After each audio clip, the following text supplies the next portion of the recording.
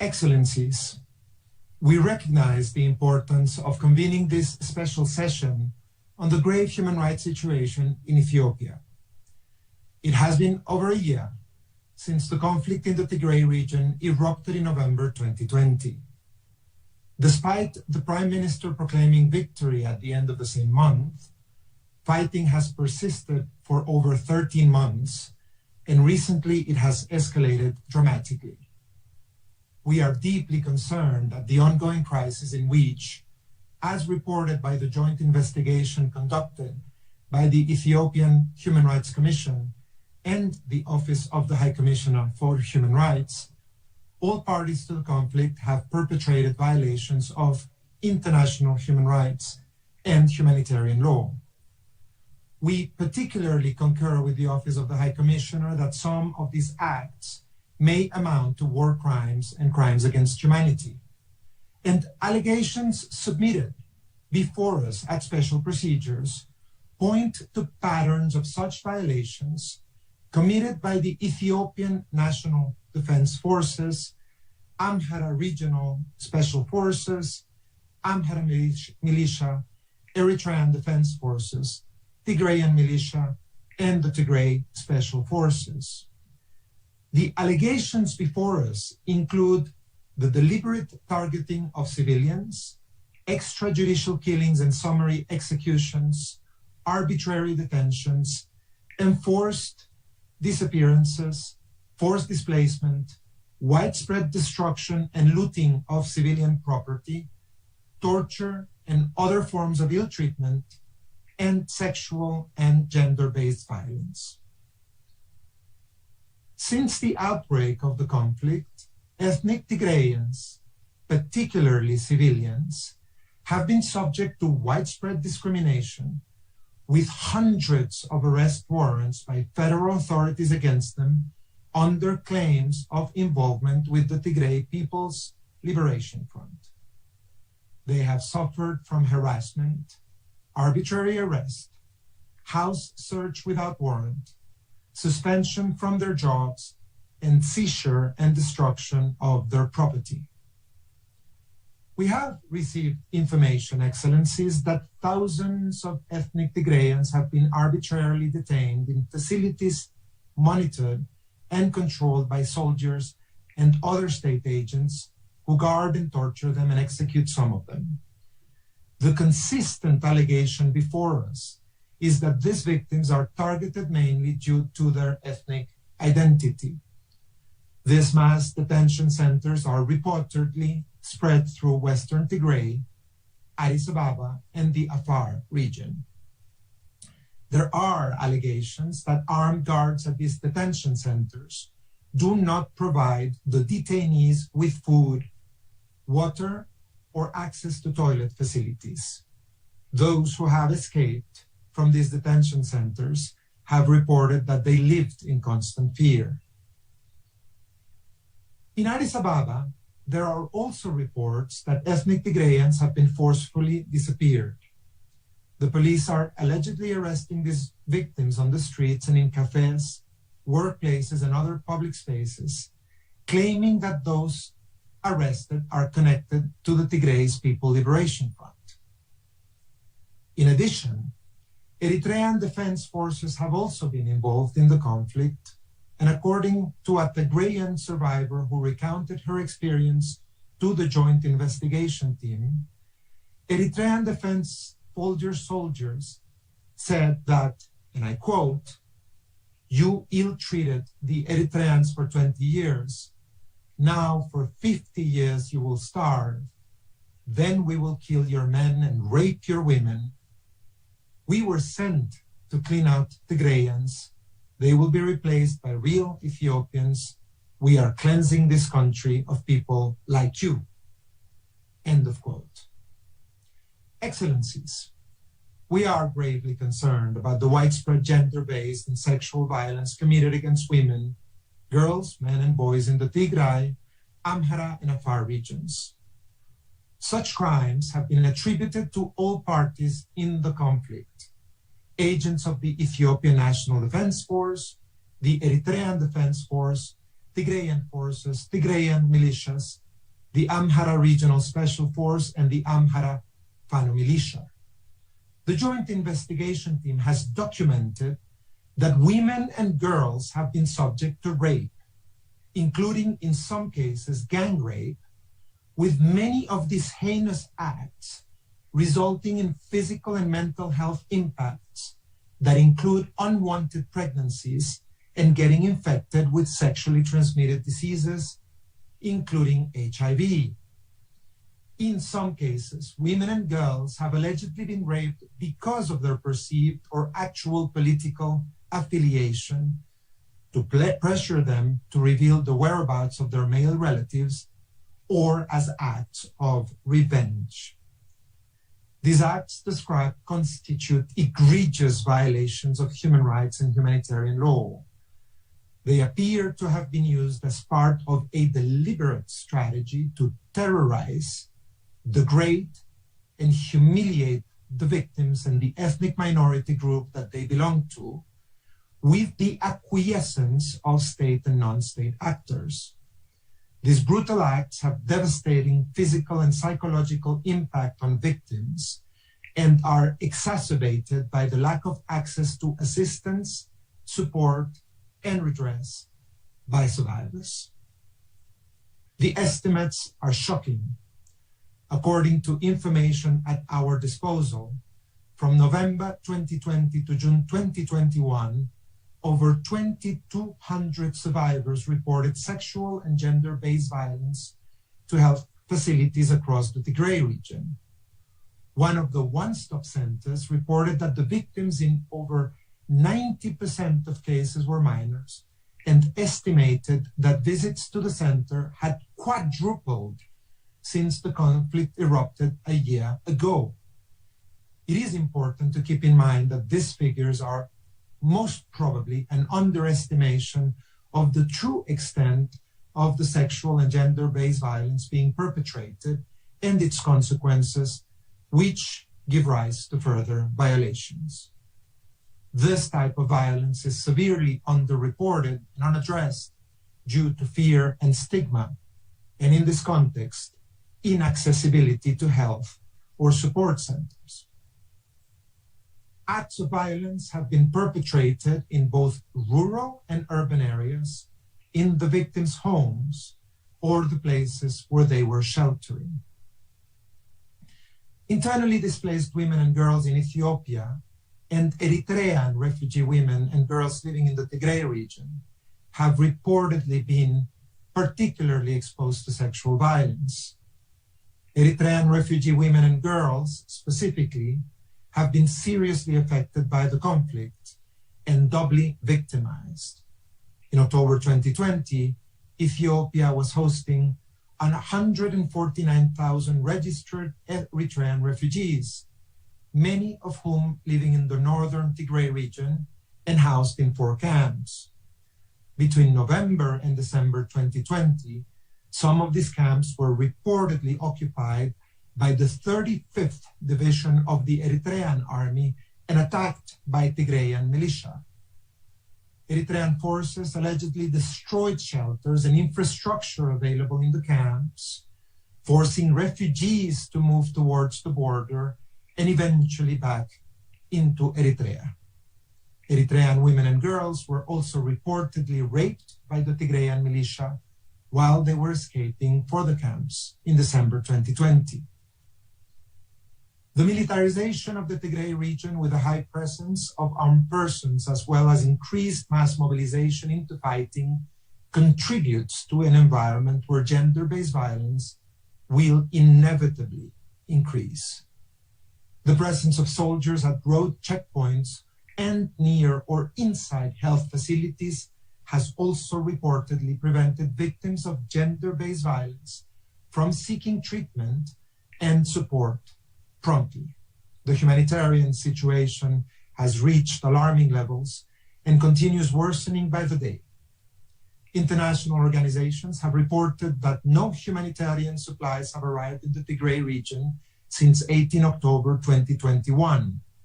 Movement of humanitarian workers in and out of Tigray by road has been denied since 28 October 2021, and movement within Amhara and Afar regions remains restricted. While delays in the provision of humanitarian assistance have been partially linked to active conflict, lack of cooperation and obstructions via setting up of checkpoints and roadblocks by all parties has also been reported. In addition, the lack of prioritization of essential sexual and reproductive health services as urgently required by victims and survivors of sexual and gender-based violence is an inherent problem linked to humanitarian assistance and will contribute to the worsening of the situation. Excellencies, we call on state and non-state actors party to the conflict to respect and protect human rights and to prevent violations in any territory under their jurisdiction or effective control. The special procedures are concerned by the scale and seriousness of the violations and abuses committed by all parties and reaffirm the urgency of holding perpetrators on all sides to account. In particular, we reiterate the recommendations made by the Joint Investigations Report to all parties to the conflict to immediately end all forms of sexual and gender-based violence and to issue clear, public and unequivocal instructions to all armed forces and groups that sexual and other gender-based violence is prohibited and punishable on the basis of direct and command responsibility. We also call on Ethiopia to take immediate measures to protect women and girls from rape and other forms of gender-based violence. Redress must be provided to victims. Facilitated immediate access to adequate health care, including the full range of sexual and reproductive health services and psychosocial support. Proper documentation and investigation of all instances of sexual violence by independent and impartial bodies must also be ensured. Finally, we call on all parties to allow and facilitate unrestricted and unimpeded access to humanitarian assistance. I thank you, Madam Chair.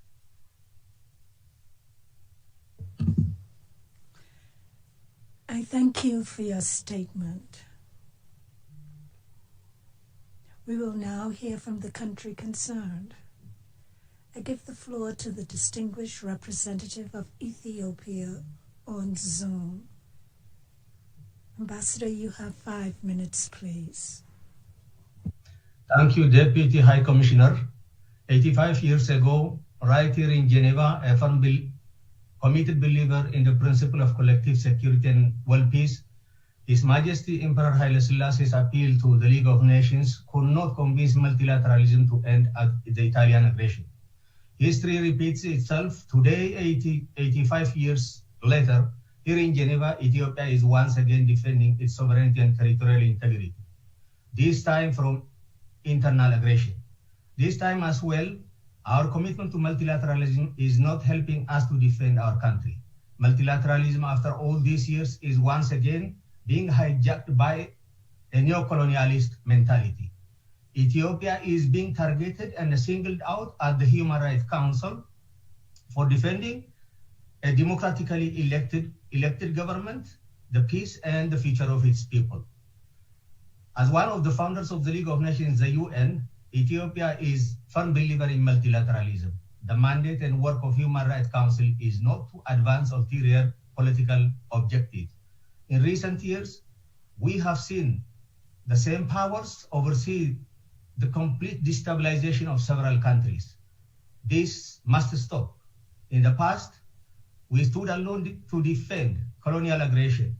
Today, Ethiopia confronts this blatant political pressure with other many countries shoulder to shoulder to defend multilateralism. Deputy High Commissioner, the Office of the High Commissioner for Human Rights and the Ethiopian Human Rights Commission have jointly investigated the alleged human rights violations in the context of the conflict in the northern part of Ethiopia. Ethiopia has a government with unreserved commitment to human rights. we declared our commitment to implement the recommendations of the recently issued joint investigation and set up national mechanism and interministerial task force. The task force has started its work. It would have been ready to cooperate with the Office of the High Commissioner, or some areas required additional expertise. The government of Ethiopia has once again invited the Office of the High Commissioner to jointly investigate the serious violations in the Afar and Amara regions together with the Ethiopian Human Rights Commission, starting from the period the first joint investigation ended. The initiative of this special session, on the other hand, failed to condemn the pillage, destruction of property, rape and sexual abuse, use of child soldier by the rebel forces, the TPLF. This terrorist group commanded more than 1,000 trucks delivering humanitarian supplies to the people in Tigray region and used them for military purpose. It destroyed food warehouses, schools, health facilities, industrial parks.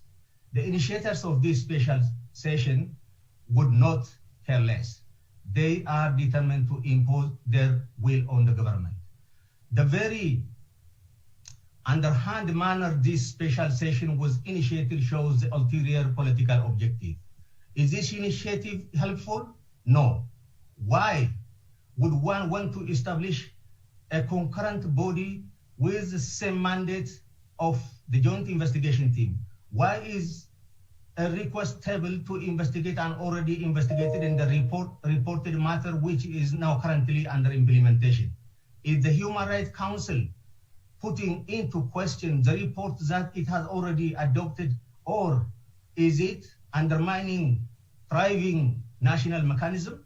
The answer is clear. The council is being used as an instrument of political pressure. It is a counterproductive effort to embolden the terrorist rebels and exacerbate the situation on the ground. Therefore, the right thing to do is to support our genuine national efforts consistent with principle of subsidiarity. As far as Ethiopia is concerned, rest assured that my government will continue to ensure accountability. In light of the foregoing, the government of Ethiopia expressed its complete rejection of resolution A/HRC/S-33/L. We call upon council members to firm principled stand against short-sighted interest and the refused politicization of human rights by rejecting this resolution. I would like to reiterate that my government will not cooperate with any mechanism that may be imposed on it, because this is not only a deliberate destabilization effort, but Ambassador, I am so sorry, but I must interrupt.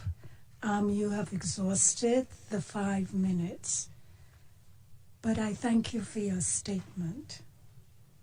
I will now turn to the list of speakers. Allow me to recall the established time limits of 2 minutes and 30 seconds for council members. I repeat, 2 minutes and 30 seconds for council members, and 1 minute and 30 seconds for observers. Observers, 1 minute and 30 seconds. The list of speakers will close in 15 minutes.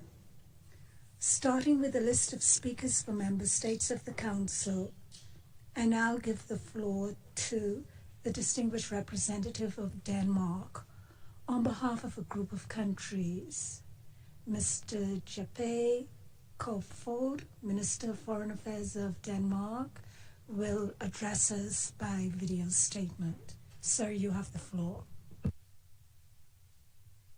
Madam President, I speak on behalf of the Nordic Baltic countries.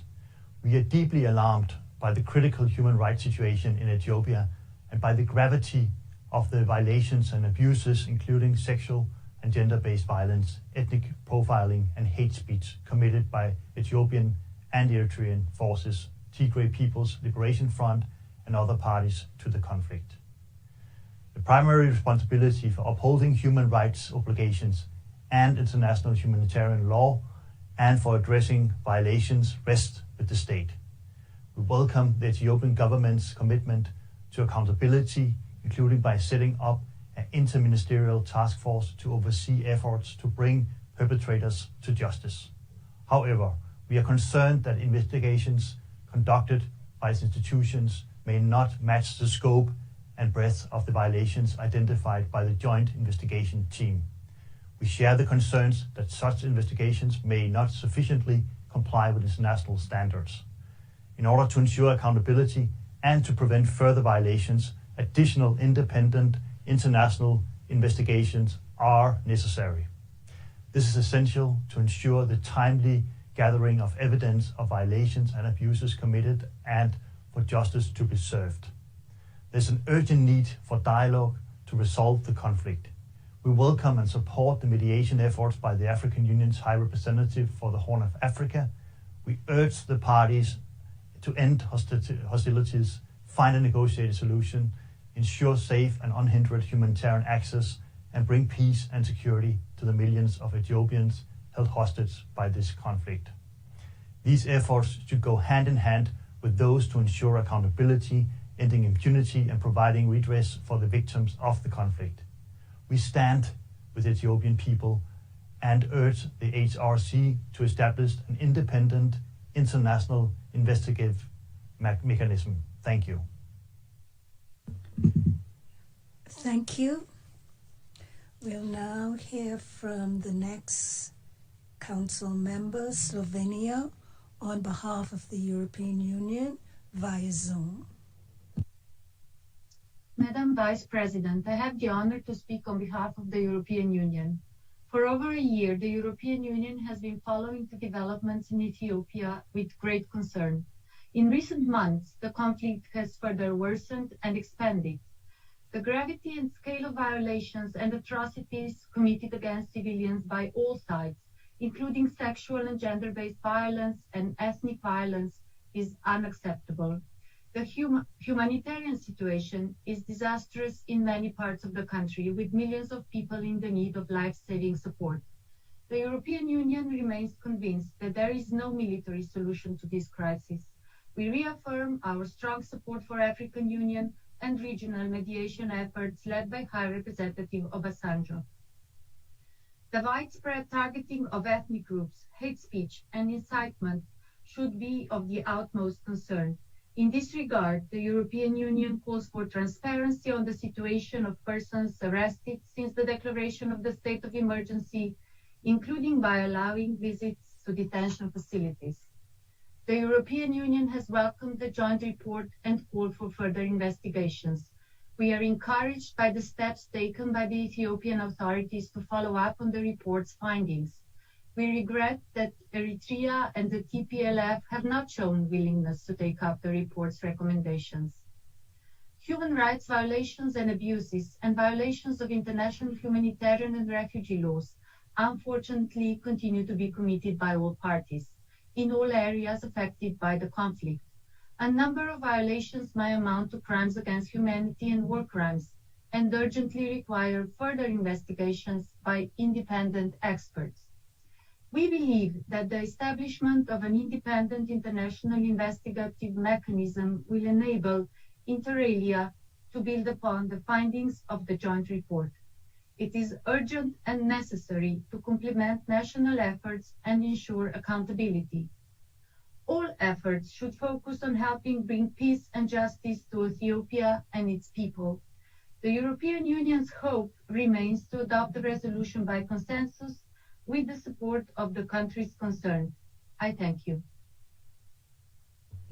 Thank you. We'll now hear from Belgium on behalf of a group of countries by way of video statement.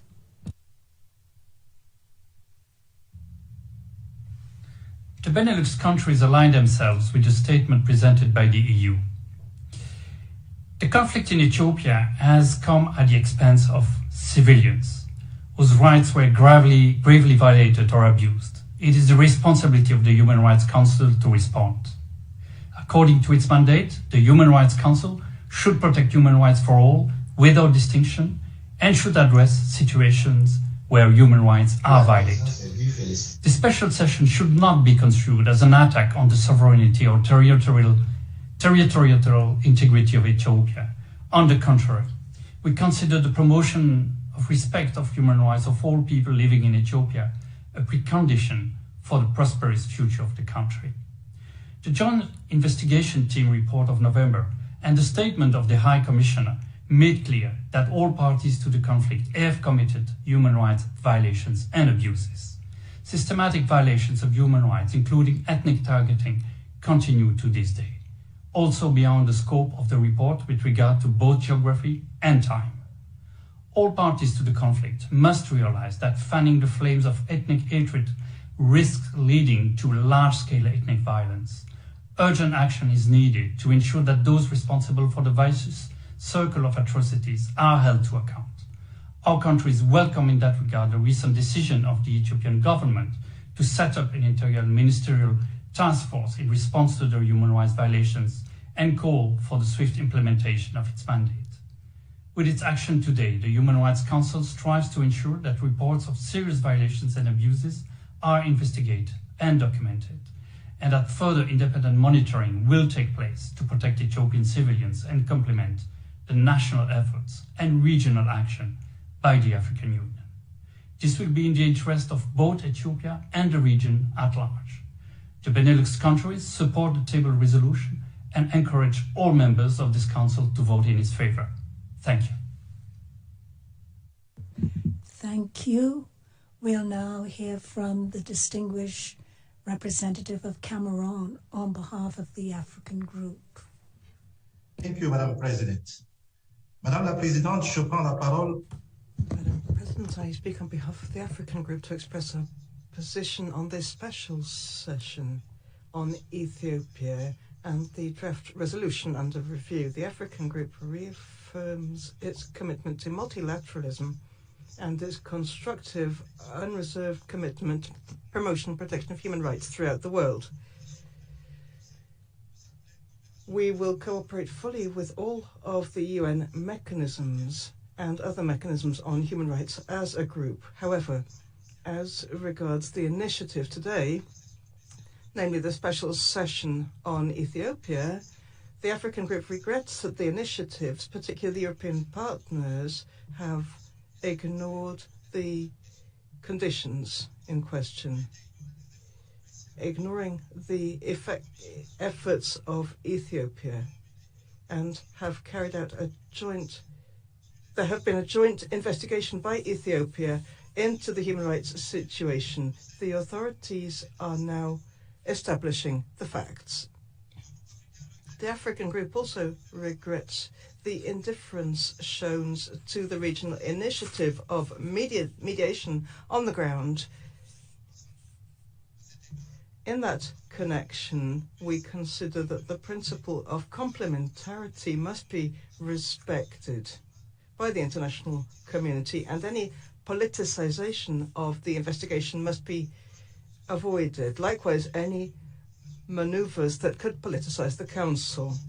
The group considers that the nature of the Ethiopian conflict is no more and no less than the destabilization of a sovereign state and its democracy. We are vigorously opposed to any process that could be interpreted as leading to the fragmentation of states. The African Group reaffirms that the process in the Council must be guided by constructive commitment without any politicization.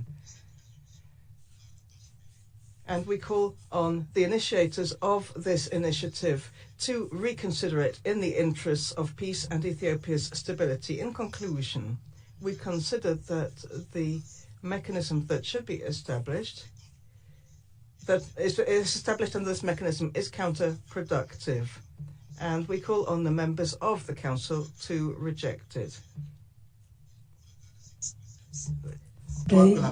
You have exhausted your time, but I thank you for your statement.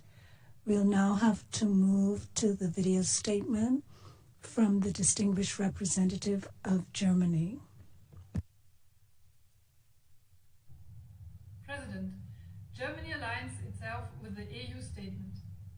We remain deeply concerned about serious human rights violations and abuses, including sexual and gender-based violence, killings of civilians, and ethnically targeted violence, especially against refugees and internally displaced persons in the context of conflict in northern Ethiopia. We salute the important milestone that was the joint report of OHCHR and the Ethiopian Human Rights Commission. The findings outlined in the report are deeply disturbing. We take these allegations very seriously. Human rights violations and abuses must not go unpunished. We therefore reiterate our call on all parties to ensure accountability for atrocities committed. In that regard, we acknowledge that the government of Ethiopia is setting up an interministerial task force. However, we equally expect the government of Eritrea and the Tigray People's Liberation Front to accept and recognize the findings of the joint investigation, as well as to adhere to the outlined recommendations. We continue to call for an immediate ceasefire and also call on all parties to commit immediately to unimpeded humanitarian access. International humanitarian law must be respected. Humanitarian aid has to get to the people in need immediately. Humanitarian staff have to be able to work in a safe environment.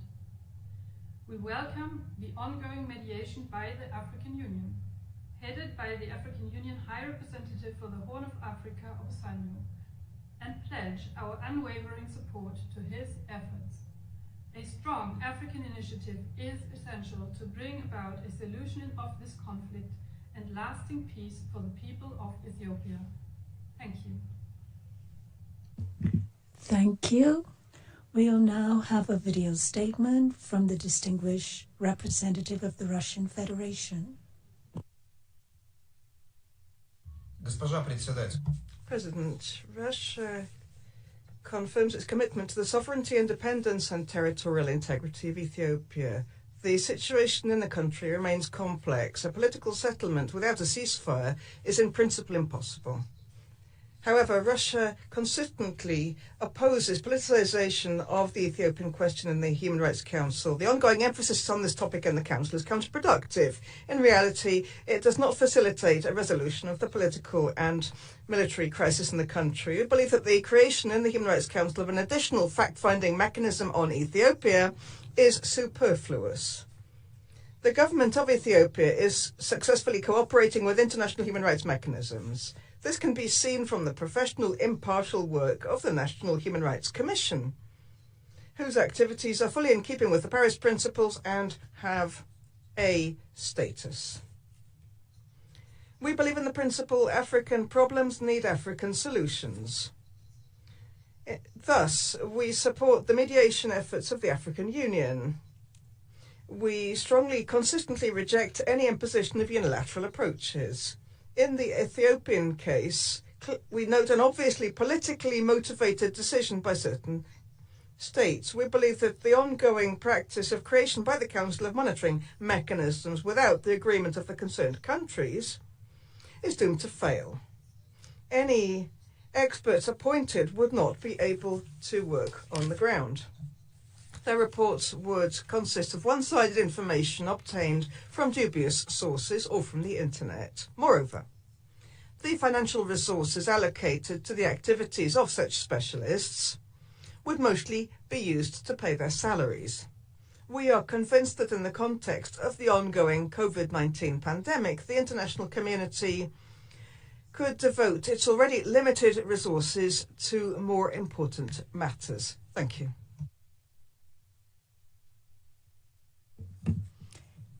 Thank you. We'll now hear from the distinguished representative of Indonesia on Zoom. Thank you, Madam Vice President. Indonesia is closely following the evolving situation in Ethiopia. We hope that the present conflict in Ethiopia can be resolved peacefully through an inclusive national dialogue.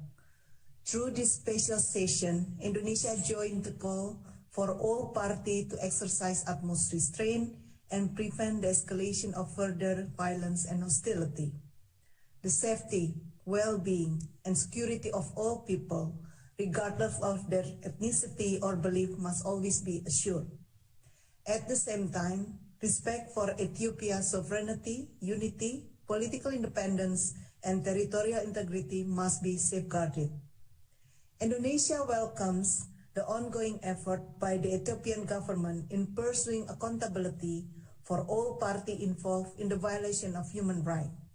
Indonesia also notes the effort to implement the recommendation made by the OHCHR and the IHRC Joint Investigation Team, particularly the establishment of the high-level interministerial task force. We are all aware to make progress, the international community must, first and foremost, support national and regional effort and initiative to resolve the conflict in Ethiopia peacefully. Indonesia hopes today's special session can serve to that effect. Resolution of the Human Rights Council relating to the situation in Ethiopia must primarily be aimed at strengthening domestic capacities and to galvanize support from international community to the effort of the existing mechanism that ensure accountability and provide redress for the victims, as well as respect for human rights of all parties with a clear set of timeline and objective. Our outcome must contribute to the tangible progress on the ground and do not move us away from a unified stance of the Council and further distract us from the ongoing processes and regional initiative. Thank you. Thank you. We'll now hear from the distinguished representative of Brazil on Zoom.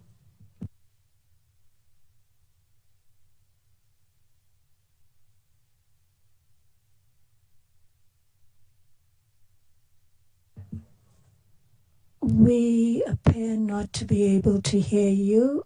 Are you unmuted?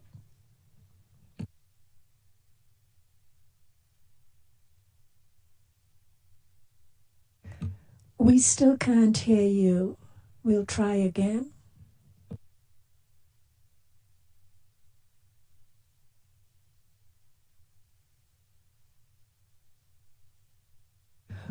We'll move to the next speaker and see if they can be resolved.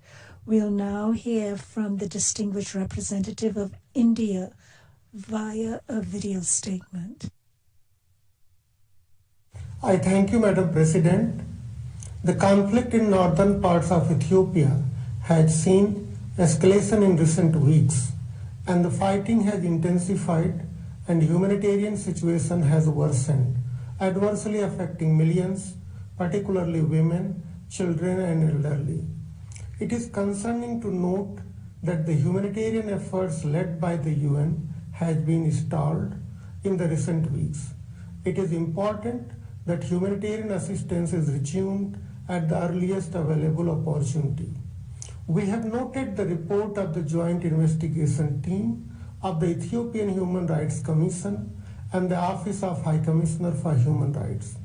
We also note and welcome the recognition and acceptance of the report by the Ethiopian government as an important document that could complement ongoing efforts by the Ethiopian government to address the allegations of human rights violations and abuses. India has consistently underscored the importance of mutual trust, engagement, dialogue, and reconciliation to address all issues related to the ongoing conflict. We therefore call upon all stakeholders to seize the opportunity provided by the mediation efforts of the African Union purposefully. We urge all sides to exercise restraint and work together to build trust and confidence that could pave way for dialogue. The political and economic stability of Ethiopia is paramount, not just for the Horn of Africa, but the entire African continent. It is in our interest that the current politico-military situation is resolved within the constitutional framework of Ethiopia. We encourage African solutions to African problems. In conclusion, India reiterates its strong commitment to the unity, sovereignty, independence, and territorial integrity of Ethiopia. India also supports various steps taken by the government of Ethiopia to resolve the conflict and to address the humanitarian and human rights situations. I thank you, Madam President.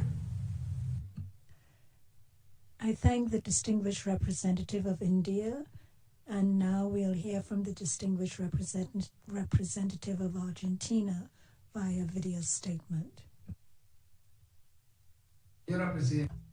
Madam President, we are concerned by the report on the joint investigation report of the Ethiopian Commission of Human Rights and the Office of the High Commissioner published last November, which reached the conclusion that there are reasons to believe that all parties of the conflict in Tigray have perpetrated, to varying degrees, violations of international human rights law, international humanitarian law, and the rules that protect refugees, among them some which can be considered crimes of war and crimes against humanity.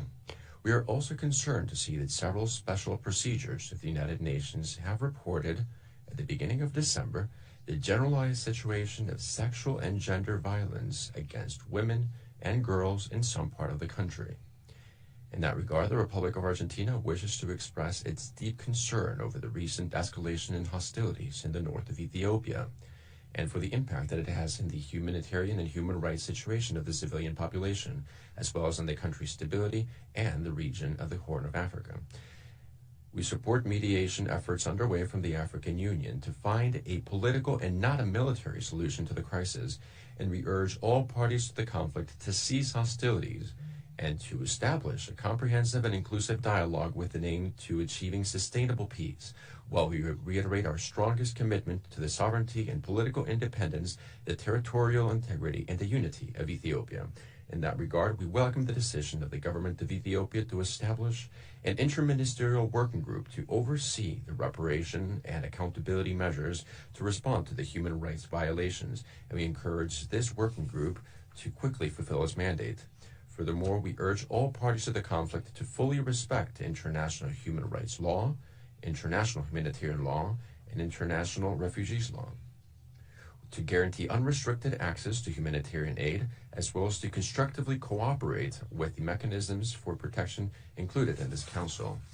Bearing in mind the role that dialogue and cooperation should play in the prevention of violations of human rights, my country makes itself available once again at the behest of the Government of Africa to lend the technical assistance and the collaboration that they require.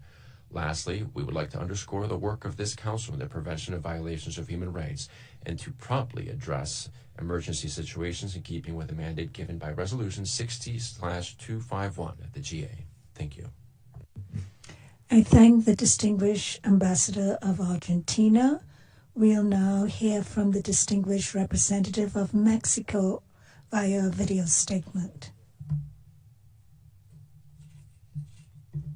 Thank you, President. Mexico welcomes the holding of this session and the updated information.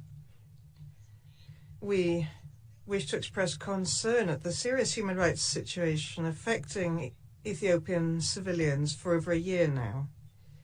It is crucial that the abuses and violations of human rights be investigated and punished, especially the cases of sexual violence and gender-based violence.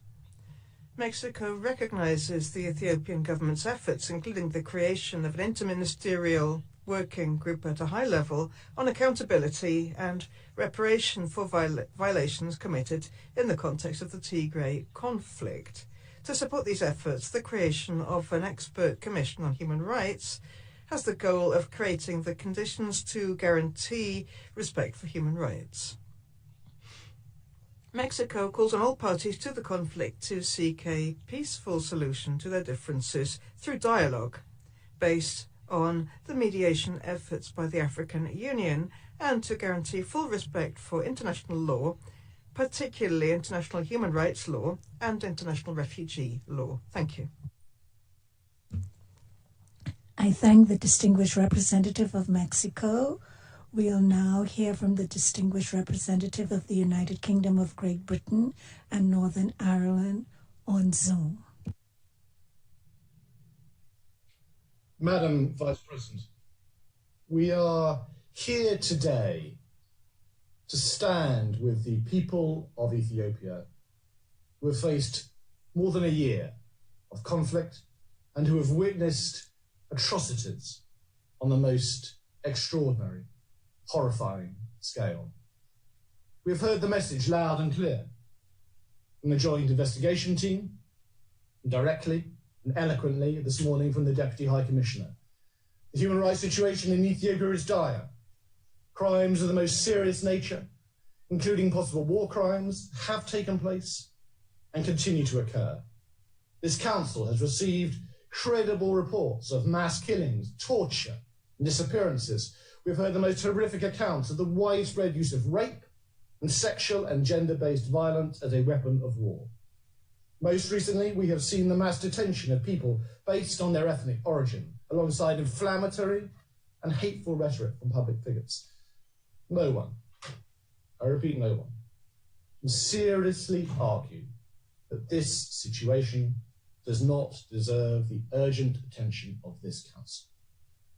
Madam President, the United Kingdom is fully committed to supporting the peace process and African Union High Representative Obasanjo's efforts for national reconciliation. And we are not here this morning to point fingers at any one side to this conflict.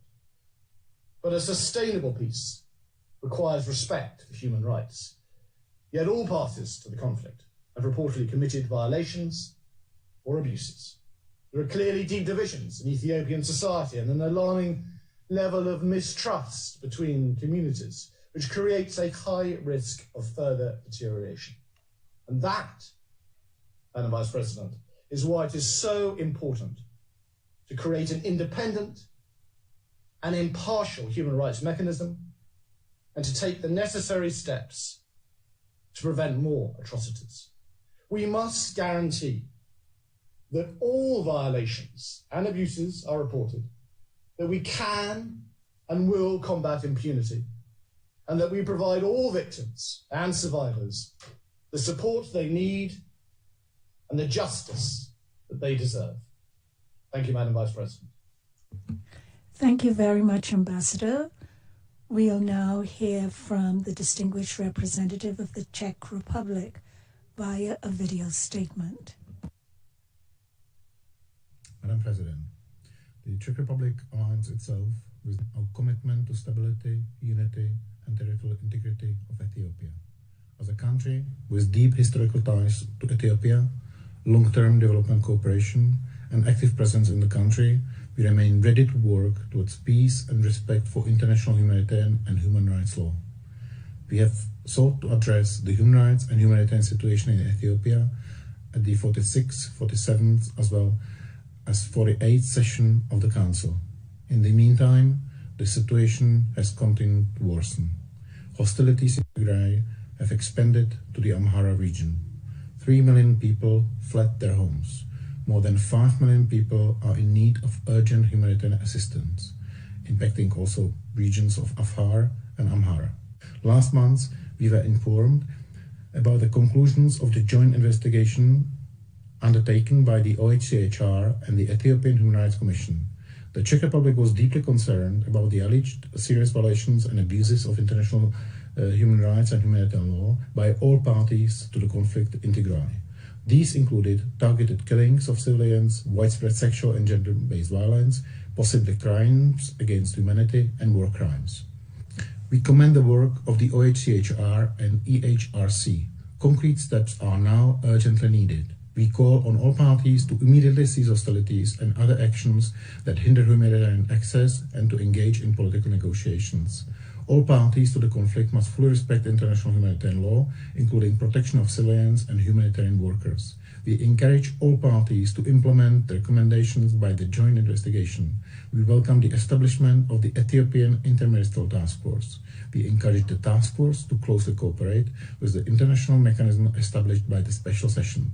The Czech Republic strongly supports the mediation efforts led by the High Representative of the African Union, Mr. Obasanjo. An Ethiopian-led inclusive national dialogue within the framework of the Ethiopian constitution should follow. At the same time, we believe that the Human Rights Council has a complementary role to the national and regional efforts. Therefore, the Czech Republic fully supports the draft resolution on the human rights situation in Ethiopia and calls for its full implementation. Thank you. I thank the distinguished representative of the Czech Republic for his statement. Excellencies, ladies and gentlemen, I wish to advise that the list of speakers is now closed. We'll now continue our discussion with a video statement from the distinguished representative of the Republic of Korea. Thank you, Madam President. The Republic of Korea has been closely monitoring the evolving situation in Ethiopia with grave concern. More than a year into the military confrontation in the country, the recurring cycle of violence has caused thousands of civilian casualties and had a devastating impact on the human rights situation on the ground. My delegation is especially concerned over the gravity and magnitude of human rights atrocities against the civilians, such as summary executions, indiscriminate shelling, lootings of civilian properties, and alarming levels of sexual violence against women and girls. The report of the joint investigation by OHCHR and the Ethiopian Human Rights Commission clearly demonstrates that all parties to the conflict have committed violations of international human rights and humanitarian laws. We condemn such atrocities and stress that all allegations must be thoroughly investigated. Madam President, expressing our concern over reported significant rise in hate speech, ethnic profiling, and mass detention on the basis of ethnicity, we reiterate our call for the immediate release of those in arbitrary detention, including UN staff members. In addition, the dire humanitarian situation remains a major concern. The fragile security condition left over 9 million people in critical need of food and other humanitarian assistance. Unhindered and safe humanitarian access to all affected areas should be fully guaranteed. Madam President, a genuine solution can only be found with an immediate cessation of hostilities through dialogue between all parties. In this regard, my delegation fully supports the ongoing mediation efforts by the African Union and looks to all parties to engage in inclusive national dialogue so that a political solution to this crisis can be found. I thank you. I thank the distinguished representative of the Republic of Korea. We'll now hear from the distinguished representative from the Bolivarian Republic of Venezuela on Zoom.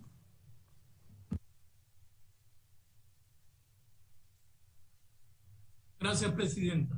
Thank you, President. Venezuela once more expresses serious concern at the growing selectivity and double standards represented in these calls for special sessions in the Council against countries of the South, which paved the way for instrumentalization of the noble cause of human rights in favor of interests that cannot be named. We condemn the ongoing interference in internal affairs and reiterate our strong opposition to these politicized initiatives, which must be definitively eradicated from the work of this Council. This special session against Ethiopia has no purpose, still less if we take into account the full cooperation by that country, which is working closely with the Office of the High Commissioner on the ground. The striving to impose a monitoring mechanism that does not have the support of Ethiopia is doomed to fail. Such a mechanism would be an obstacle to the joint work undertaken and to achieving tangible results, as pointed out by the head of the Human Rights Commission of Ethiopia. President, we regret the conflict that is being experienced in the north of Ethiopia. The government has openly cooperated with the joint investigation and committed to fulfilling the recommendations of the report in order to bring to justice those who have committed human rights violations. We welcome the establishment of a special prosecution service and the creation of an interministerial working group to carry these out. My country is strongly committed to the supreme values of peace, friendship among nations, and solidarity, and will continue to seek a peaceful solution to disputes on the basis of the universal principles of respect for sovereignty and non-interference in the internal affairs of states, as well as the right to self-determination of peoples enshrined in the Charter of the United Nations. Thus, the international community must support all good faith initiatives that seek to achieve stability in Ethiopia, working with the support of that country and in keeping with sovereign decisions by Ethiopia. Thank you, President. I thank the distinguished representative from Venezuela. We'll now hear from the distinguished representative of Brazil on Zoom.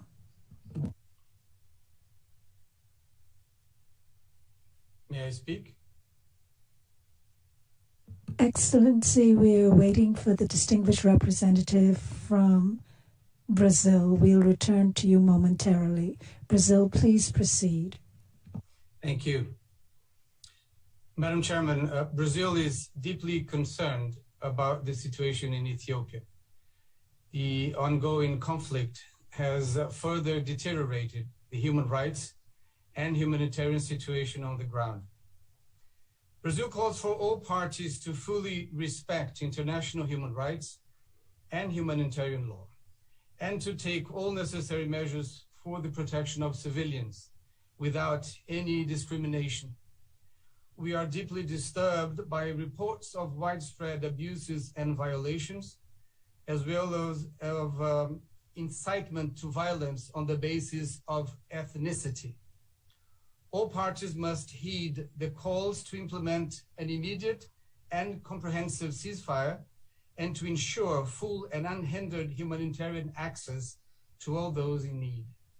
We strongly support in this regard the efforts of the African Union and the IGAD towards a peaceful, sustainable, and inclusive political solution. As the African Union High Representative Obasanjo is stated, I quote, "War represents a fate," unquote. Brazil trusts that all parties to the conflict can still make politics and diplomacy succeed by restoring dialogue and achieving an Ethiopian-led, democratic, and inclusive political solution that respects the human rights and promotes sustainable development for all Ethiopians without discrimination. Brazil deems of key importance that this Council, in considering the situation in Ethiopia, act in a way that supports the ongoing efforts to address the crisis currently undertaken by African actors, including the African Union High Representative for the Horn of Africa, the African Commission of Human and People's Rights, and the Ethiopian Commission on Human Rights. Thank you very much. Thank you, Excellency. We'll now hear from the distinguished representative of China on Zoom. Sir, you have the floor. Madam Vice President, China is following the development of the situation in Ethiopia. We support Ethiopia's efforts to safeguard national sovereignty and unity. We sincerely hope that all relevant parties in Ethiopia will put the interests of the country and the people first, keep calm and restraint, and avoid further escalation of the situation and resolve differences through political dialogue and create conditions for peaceful reconciliation. The current situation in Ethiopia is the result of political, historical, ethnic, and multiple factors. We can only seek solutions from within. China has always supported solving African issues in African ways. We welcome the political mediation of High Representative Obasanjo. The international community should provide constructive help to Ethiopia. The work of the HRC should follow the principles of impartiality, objectivity, non-politicization, and non-selectivity. The relevant countries ignored Ethiopia's opposition and showed no respect for the mediation efforts of African countries, forced through a special session of the HRC and proposed to establish the country-specific mechanism of Ethiopia.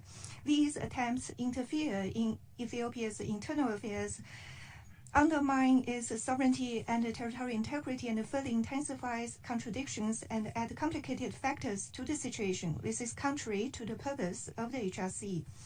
We are seriously concerned about the behavior of relevant countries and urge them to immediately stop their wrong practices.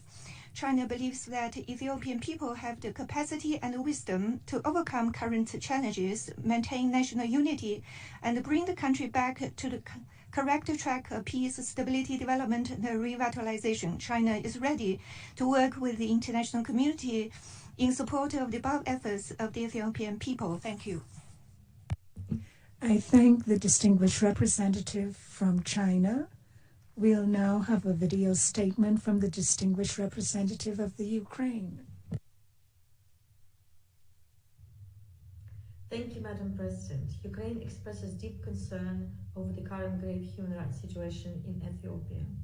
We are alarmed by the high level of violence against civilians, in particular women and girls, committed by the Tigrayan Defense Forces and other parties to Ethiopia's conflict in Tigray that is affecting peace process and overall human rights situation in the region. Safety of civilians should be ensured unconditionally. Ukraine condemns the widespread sexual and gender-based violence committed against women and girls in Tigray, Amhara and Afar, and urges cessation of violence and ensuring justice for victims. We also call on all parties to the conflict to respect international humanitarian, human rights and refugees law, stop targeting civilians, including on the basis of their ethnicity or gender, to treat everyone in custody humanely, and prohibit and prevent executions and other abuses. There are a lot of refugees who have fled from the fighting and are living in displacement camps both in and outside of Ethiopia, with no access to food, healthcare, water, and even sanitation. They should be provided much needed assistance. In light of the aggravating situation, we believe that the international community has a moral obligation to take action to prevent further escalation and ensure accountability and justice for victims and survivors. We call on all stakeholders to cooperate with the relevant international mechanisms to ensure comprehensive peace, security, and stability in the region and support the country in this effort. I thank you. I thank the distinguished ambassador, and we'll now hear from the distinguished representative of Uruguay on Zoom.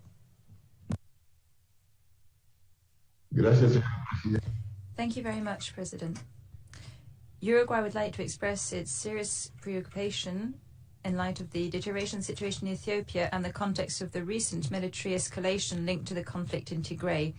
We deplore the negative implications of this on human rights, which worsens the humanitarian situation in the state and threatens the stability of the Horn of Africa. We would like to express our concern in light of the content in the report of the Office of the High Commissioner and the National Human Rights Institution of Ethiopia, which concluded that all the parties to the conflict in Tigray have committed violations of international law, especially when it comes to human rights, international humanitarian law, and international law on refugees. It also concludes that there are motives to believe that some of these violations could constitute war crimes and crimes against humanity. Therefore, Uruguay supported the convening of this special session because we understand that the Council plays a key role in terms of preventing atrocious crimes and protecting victims in full respect of sovereignty, unity, and the territorial integrity of Ethiopia. At the same time, Uruguay would like to express its gratitude to the Ethiopian government for the establishment of an interministerial working group to oversee the accountability measures for human rights violations that have been recorded and for supporting the implementation of the recommendations stemming from the joint investigation. We encourage the government, given the current situation, to step up its efforts to make progress in this direction. We also commend the mediation carried out by the African Union through its High Representative, and we hope to see a swift settlement for this crisis through peaceful means, that is, say, through an inclusive dialogue that will ensure sustainable peace and the full respect of human rights for the entire population without any discrimination, including grounds of ethnicity, race, or religion.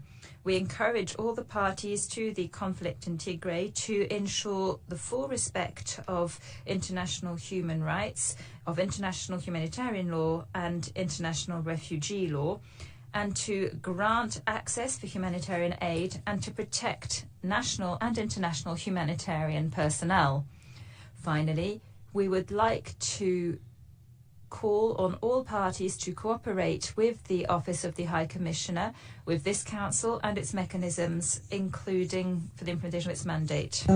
I must interrupt. You've exhausted your time, and we'll now hear from the distinguished representative of Somalia, who will address the Council in person. Thank you.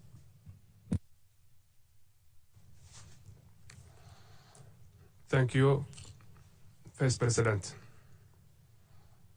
Somalia is aligned with the African Group statement presented on the situation of the human rights in Ethiopia. We congratulate the government of Ethiopia and its people for steps taken to fight democratically, secure its peace within its border, and advance the interest of its people.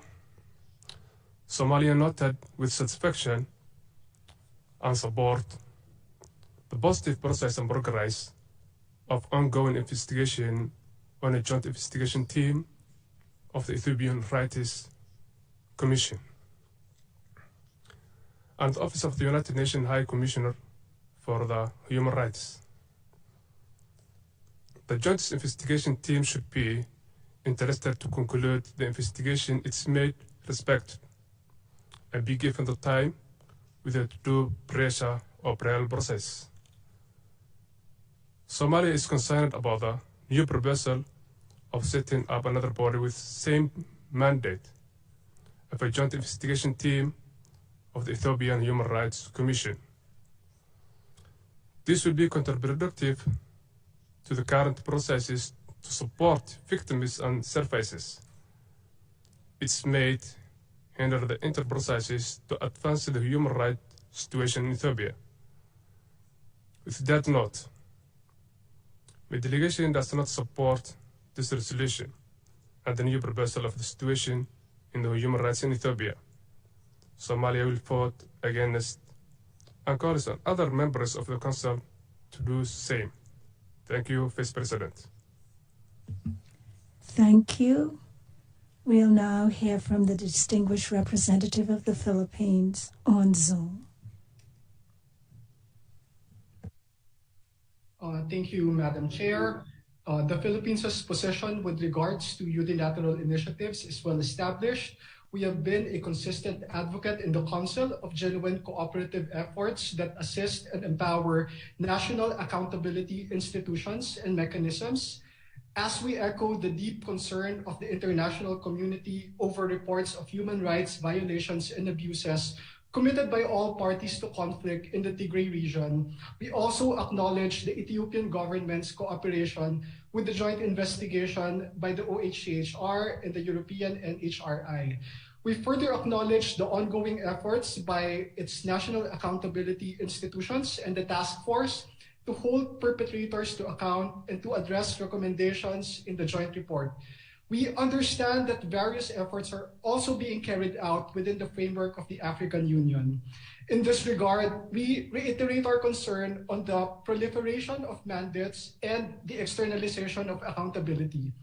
The informals on the draft resolution proceeded without due regard to the PBI, giving point what many have observed as PBI being an afterthought or fait accompli. We underline our concern that PBIs for this kind of initiative merely provide for UN staff salaries and travel, none for supporting national programs such as those related to victim assistance. This practice requires conscientious examination. We have time and again called for discipline and prudence on the part of pen holders and to ensure that actions are weighed against their ability to assist and not undermine national institutions. I thank you, Madam Chair. Thank you very much. We'll now hear from the distinguished representative of Namibia via a video statement. Namibia aligns herself with a statement delivered on behalf of the African group, and we take this opportunity to deliver a few remarks in our national capacity. Madam President, the primary responsibility to promote, protect, and fulfill human rights lies with the state. All international efforts should complement and not substitute the efforts of the state aimed at executing this responsibility. Namibia has in the past placed on record that mechanisms such as the one envisaged by the outcome of this special session should only be deployed where the state concerned is unwilling and unable to address the human rights concerns and to hold perpetrators accountable. In the case of Ethiopia, we have a state that has cooperated with the Office of the High Commissioner for Human Rights in the joint investigations that were carried out with the Ethiopian Human Rights Commission. The state concerned has also accepted the recommendations of the joint investigations and proceeded to establish national mechanisms to try and address the human rights concerns that emanate from the ongoing conflict. It is our understanding that the Ethiopian government has again invited the Office of the High Commissioner for Human Rights to continue reporting and monitoring beyond the June 2021 period. Given these developments, it is beyond our comprehension why this council is called upon to assume that the Ethiopian government may not be able to address the human rights concerns and to hold perpetrators accountable, notwithstanding the national mechanisms that have been created for this purpose. It is our submission that this Council's action should be based on factual conclusions rather than the assumptions that the state concerned may not be able to address the human rights concerns and hold perpetrators accountable. We conclude that the creation of the proposed international investigative mechanism is not compatible with a complementary principle and could undermine the efforts of national institutions. Namibia can therefore not support the creation of the envisaged mechanism at this stage. I thank you. I thank the distinguished ambassador of Namibia. We'll now hear from the distinguished representative of Japan by way of a video statement. Thank you, Chair. Japan is concerned about the continuing of conflict in Ethiopia and the serious human rights and the humanitarian situation in the country. In order to realize a permanent and peaceful resolution to the conflict, it is important that the international community assist the mediation efforts being made by African Union High Representative Obasanjo. Japan calls for immediate and effective humanitarian access in the affected areas of Ethiopia. Considering the report by High Office of the High Commissioner for Human Rights and the Ethiopian Human Rights Commission, Japan also calls for those responsible for human rights violations to be held accountable. Japan will continue to work to address this humanitarian crisis with the international community. In this regard, we are exploring the possibility of providing additional humanitarian assistance, taking into account the increased number of people in urgent need as a result of the conflict. Japan will also contribute to efforts to achieve long-term peace and stability in Ethiopia. Thank you. I thank the distinguished representative of Japan. We'll now hear from the distinguished representative of France on Zoom. Thank you very much, President. President, High Commissioner, France aligns itself with the statement given by the EU. More than a year on from the start of the conflict in Tigray, the continued deterioration of the security and humanitarian situations, which now affects all of the regions in the north of Ethiopia, poses a threat for the country's stability and the region. Human rights violations and violations of international humanitarian law, some of which could amount to war crimes and crimes against humanity, must be addressed. We call again on all parties to immediately cease hostilities and to begin negotiations without any preconditions to reach a lasting ceasefire and restore full humanitarian access. France recalls its full support for the efforts led by the High Representative of the African Union for the Horn of Africa to facilitate a political dialogue. President, fact-finding and combating impunity for those who violate human rights and international humanitarian law must be at the heart of our efforts. No peace process can be lasting without justice. That is why the joint report by the High Commissioner for Human Rights and the Ethiopian Human Rights Commission is a first and key step forward here. But this report is not a goal in and of itself. We would like to encourage the parties to the conflict who have not yet done so to accept its conclusions and recommendations, like the Ethiopian authorities have done. They have already taken certain commitments. Finally, the joint report is very clear and calls for more in-depth investigations into the alleged violations, especially those recorded after the 28th of June 2021. Madam President, this extraordinary session has been organised with the support of more than 50 states. This constructive approach should help us identify through dialogue and consultations appropriate solutions for continuing the work of the High Commissioner and the Ethiopian Commission for Human Rights. Madam President, we call on all parties to cease these violations which have an adverse impact on the most vulnerable and we call on them to help Ethiopia regain peace. Thank you very much. Merci. I'd like to thank the distinguished Ambassador of France.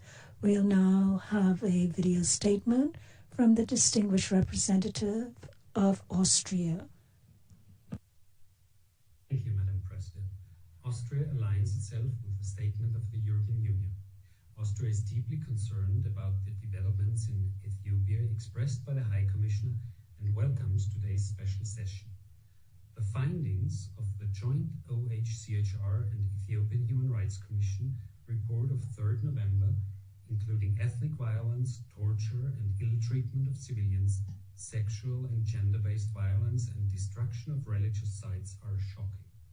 Human rights violations and abuses, as well as violations of international humanitarian law, must stop immediately. We are also alarmed by the humanitarian situation in Tigray and the neighboring regions of Afar and Amhara, with an estimated 9 million people in need of humanitarian assistance. Immediate action is needed to ensure access of humanitarian aid into all territories in need of assistance, to avert a large-scale famine and relieve the suffering of the local population and IDPs. Austria fully supports the African Union and regional mediation efforts. The Ethiopian government and the TPLF, as well as associated militias, must end the fighting now and move towards a ceasefire immediately and without preconditions. A political solution that respects Ethiopia's stability, unity, and territorial integrity is indispensable. Inquiries on atrocities committed after June 2021 must continue. All alleged violations of international human rights and humanitarian law committed by any party to the conflict must be thoroughly investigated and the perpetrators held to account. I thank you. I thank the distinguished representative of Austria. We'll now have a video statement from the distinguished representative of Cuba. Thank you, President.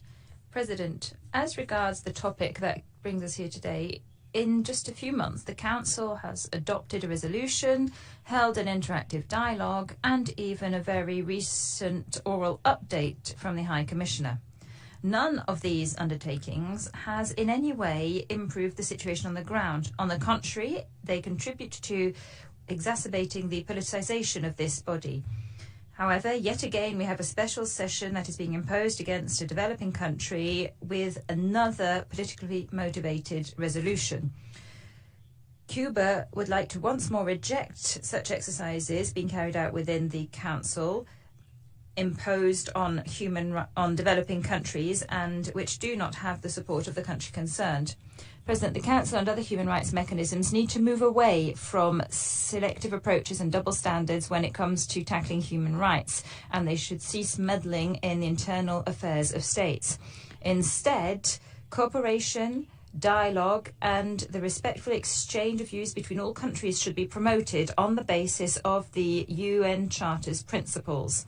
That is the most effective way to protect and promote human rights. We must give priority to respect and support for national and regional efforts and to the initiatives of technical cooperation that do have the consent of the country concerned. Thank you. I thank the distinguished ambassador of Cuba.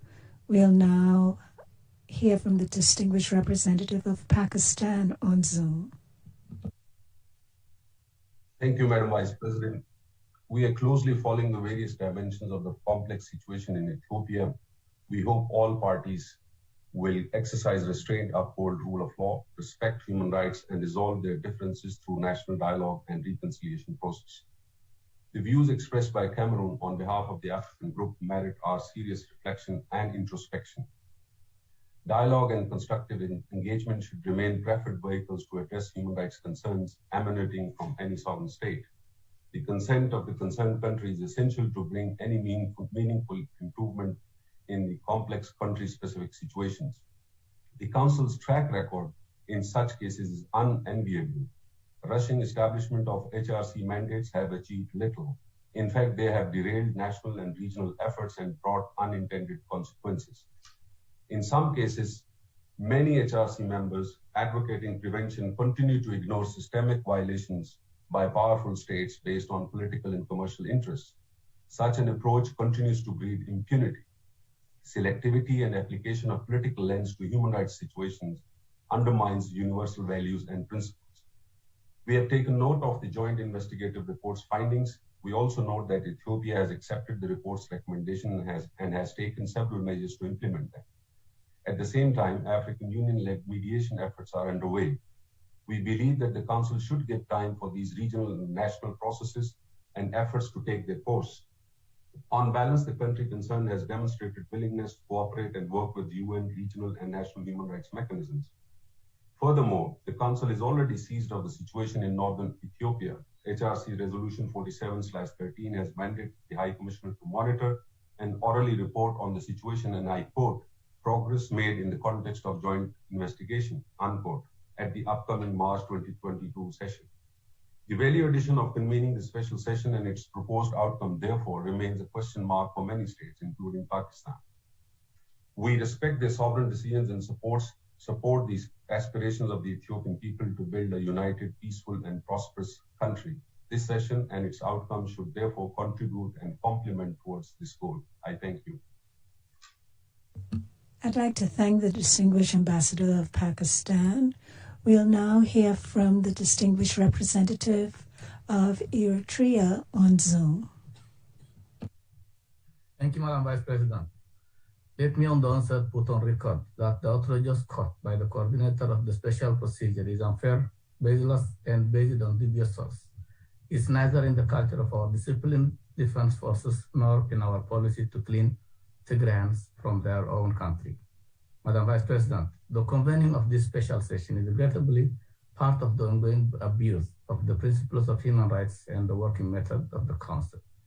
In less than 6 months, the Council was called several times to discuss the human rights situation in the Tigray region of Ethiopia, including through briefings and interim briefings of the High Commissioner for Human Rights. Sadly, the deliberations aim at deflecting the attention of the Council from the real human rights violations that has happened in Ethiopia. The attempts all focus on one region, while excluding the rest of Ethiopia in terms of coverage, and they aim at shifting the blame to others to acquit the main culprit. In this vein, it's important to reiterate again that the Council does not remain ambivalent on the misguided action that has emboldened the TPLF to resort to military adventure through even using UN trucks that were allowed to deliver aid to the needy. The special session is thus unfair, unbalanced, and undermines the UN Charter-based responsibilities based on sovereign governments to restore law and order in times of crisis to defend their territorial integrity. Eritrea continues to reject the ongoing attempts to downplay the horrific attack on the northern command of Ethiopia Federal Forces and the indiscriminate rocket shelling on Eritrean cities. In conclusion, it's unacceptable to see some states continue to depend on a protracted disinformation campaign aiming at scapegoating Eritrea and covering up the essence of the crisis. I thank you, Madam Vice President. I thank the distinguished representative, and we'll now hear from the distinguished representative of the plurilateral state of Bolivia on Zoom. Gracias, señora Vice. Thank you, Madam Vice President. The plurinational state of Bolivia regrets that the advice of Ethiopia and the African Union have been ignored when it comes to convening this meeting. Bolivia considers it to be of extreme importance to not overlook the fact that when we're dealing with country-specific issues, the work with the government concerned is of the essence in order to preserve its right to sovereignty and self-determination. We regret and view with concern the lack of recognition for the national efforts made by Ethiopia and the National Commission of Ethiopia, and we deplore attempts to minimize national capacities through the creation of a new mechanism. Our work as council members needs to avoid any attempt to politicize issues and double standards when it comes to human rights. Bolivia is in favor of constructive dialogues led by Ethiopia, and which take account of regional efforts and with the necessary support from the Office of the High Commissioner for Human Rights. It is important to facilitate cooperation with the region, as all decisions can be key for the country's stability. We therefore fully support the calls for dialogue and the efforts made by the African Union and the government of Ethiopia to move towards an inclusive political solution which will respect the human rights of all. Thank you. Gracias. I'd like to thank the distinguished ambassador of Bolivia. Excellencies, ladies and gentlemen, we shall now turn to the list of speakers for the observer states of the Council. I now give the floor to the distinguished representative of Paraguay on Zoom. Thank you very much, Madam President. Paraguay condemns in the firmest terms the swift deterioration of the human rights situation in Ethiopia and the humanitarian situation, in particular in the areas of Afar, Amhara, Oromia and Tigray. We deplore the devastating impact that this is having on the civilian population. We are deeply concerned by the conclusions of the report of the joint investigation on human rights violations and violations of international humanitarian law and international refugee law committed by all parties to the conflict. In particular, we are worried by deliberate attacks against civilians and civilian goods or infrastructure, including violence against women, children, elderly people and people with disabilities, without forgetting, of course, the arbitrary detentions of UN staff. We support the efforts geared towards ending armed confrontation and promoting dialogue and cooperation to restore peace and stability. In particular, we commend the efforts made by the international community and the mediation efforts of the African Union to end this military and political crisis. We would like to remind all parties of the need to grant immediate and unhindered access to humanitarian help and supplies in accordance with what is established under international humanitarian law. Finally, we call for an immediate end to extrajudicial killings and arbitrary detentions, and we call on all parties to protect civil society and respect their obligations under international human rights law and international humanitarian law. And we must continue with our next speaker. So I give the floor now to the distinguished representative of Costa Rica via video statement. Thank you very much. Costa Rica welcomes this special session as an opportunity for the HRC, in line with its prevention mandate, to identify the best steps to follow to prevent further atrocities in the Tigray region. The conclusions of the joint report by the High Commissioner and the Ethiopian Human Rights Commission, which show that all parties of the conflict have committed violations of international law which might constitute crimes against humanity and war crimes, are extremely alarming. My country supports the call made by various states and international groups and civil society organizations to ask all those involved to respect their international obligations and stem the escalating violence, as well as complying with their responsibility to protect the civilian population and deal with the serious humanitarian crisis which has produced this conflict. Costa Rica calls on all to stop the shelling, attacks and murders which are indiscriminate against civilians, including those ethnically motivated, and sexual violence and gender-based violence, violence against groups of women, girls and persons with disability, child soldiers, illegal executions and torture, and other acts which threaten the population committed by various parties to the conflict. We must see an urgent halt to the violence and respect for international humanitarian law. With the support of the international community, all parties must come to dialogue to seek the best peaceful solutions, including to provide accountability for perpetrators and justice for victims. Thank you. Gracias. We'll now hear from the distinguished representative of Nigeria on Zoom. Thank you, Madam Vice President. Nigeria aligns with the statements delivered by the British representative of Cameroon on behalf of the African Group and that of the government of Ethiopia to oppose the convening of a special session by this Council on the human rights situation in Ethiopia. We call for this special session in the southern disregard for the sovereignty and political independence of Ethiopia, and indeed an outright dismissal of the commitment and efforts of the government of Ethiopia in the implementation of the recommendations contained in the recent report of the Joint Investigation Team. It is very pertinent to highlight that the decision by some member states to convene this special session without recourse to ongoing continental efforts and progress made to peacefully resolve the conflict in Ethiopia is very unhelpful.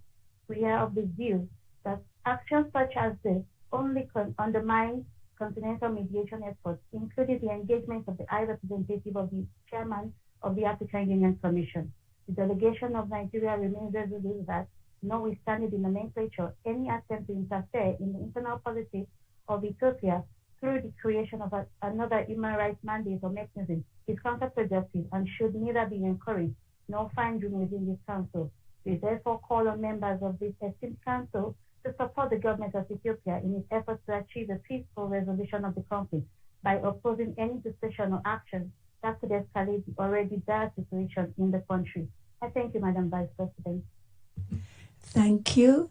We'll now hear from the distinguished representative of New Zealand via video statement.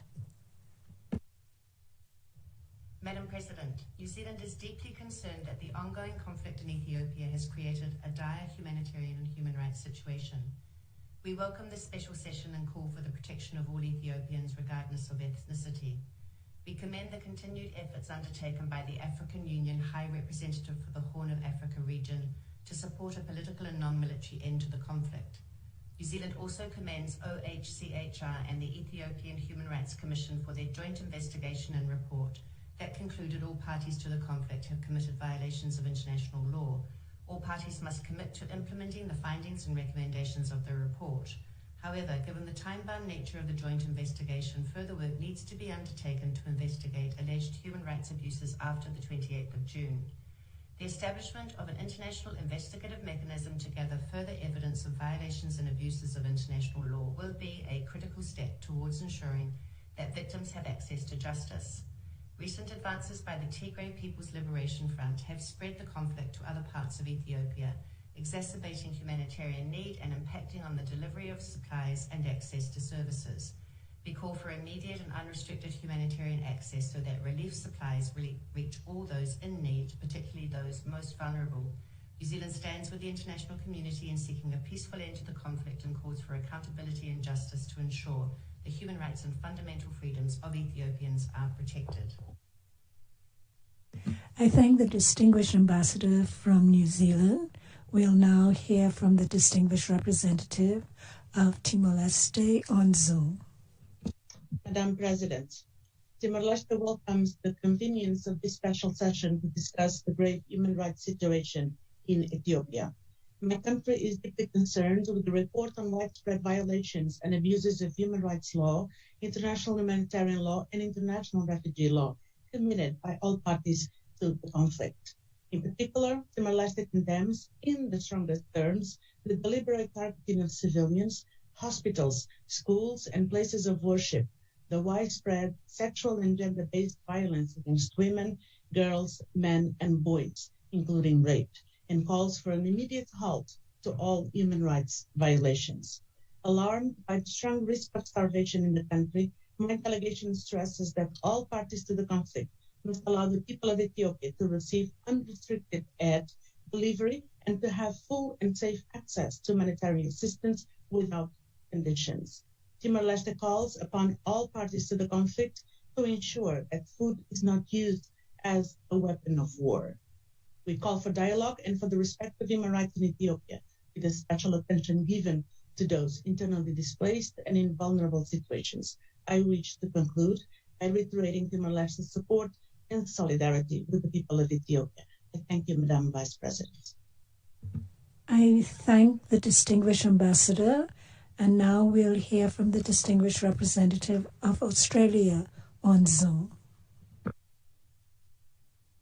Australia is gravely concerned by the ongoing reports of human rights violations and abuses in Ethiopia, including systemic sexual and gender-based violence committed by all parties to the conflict.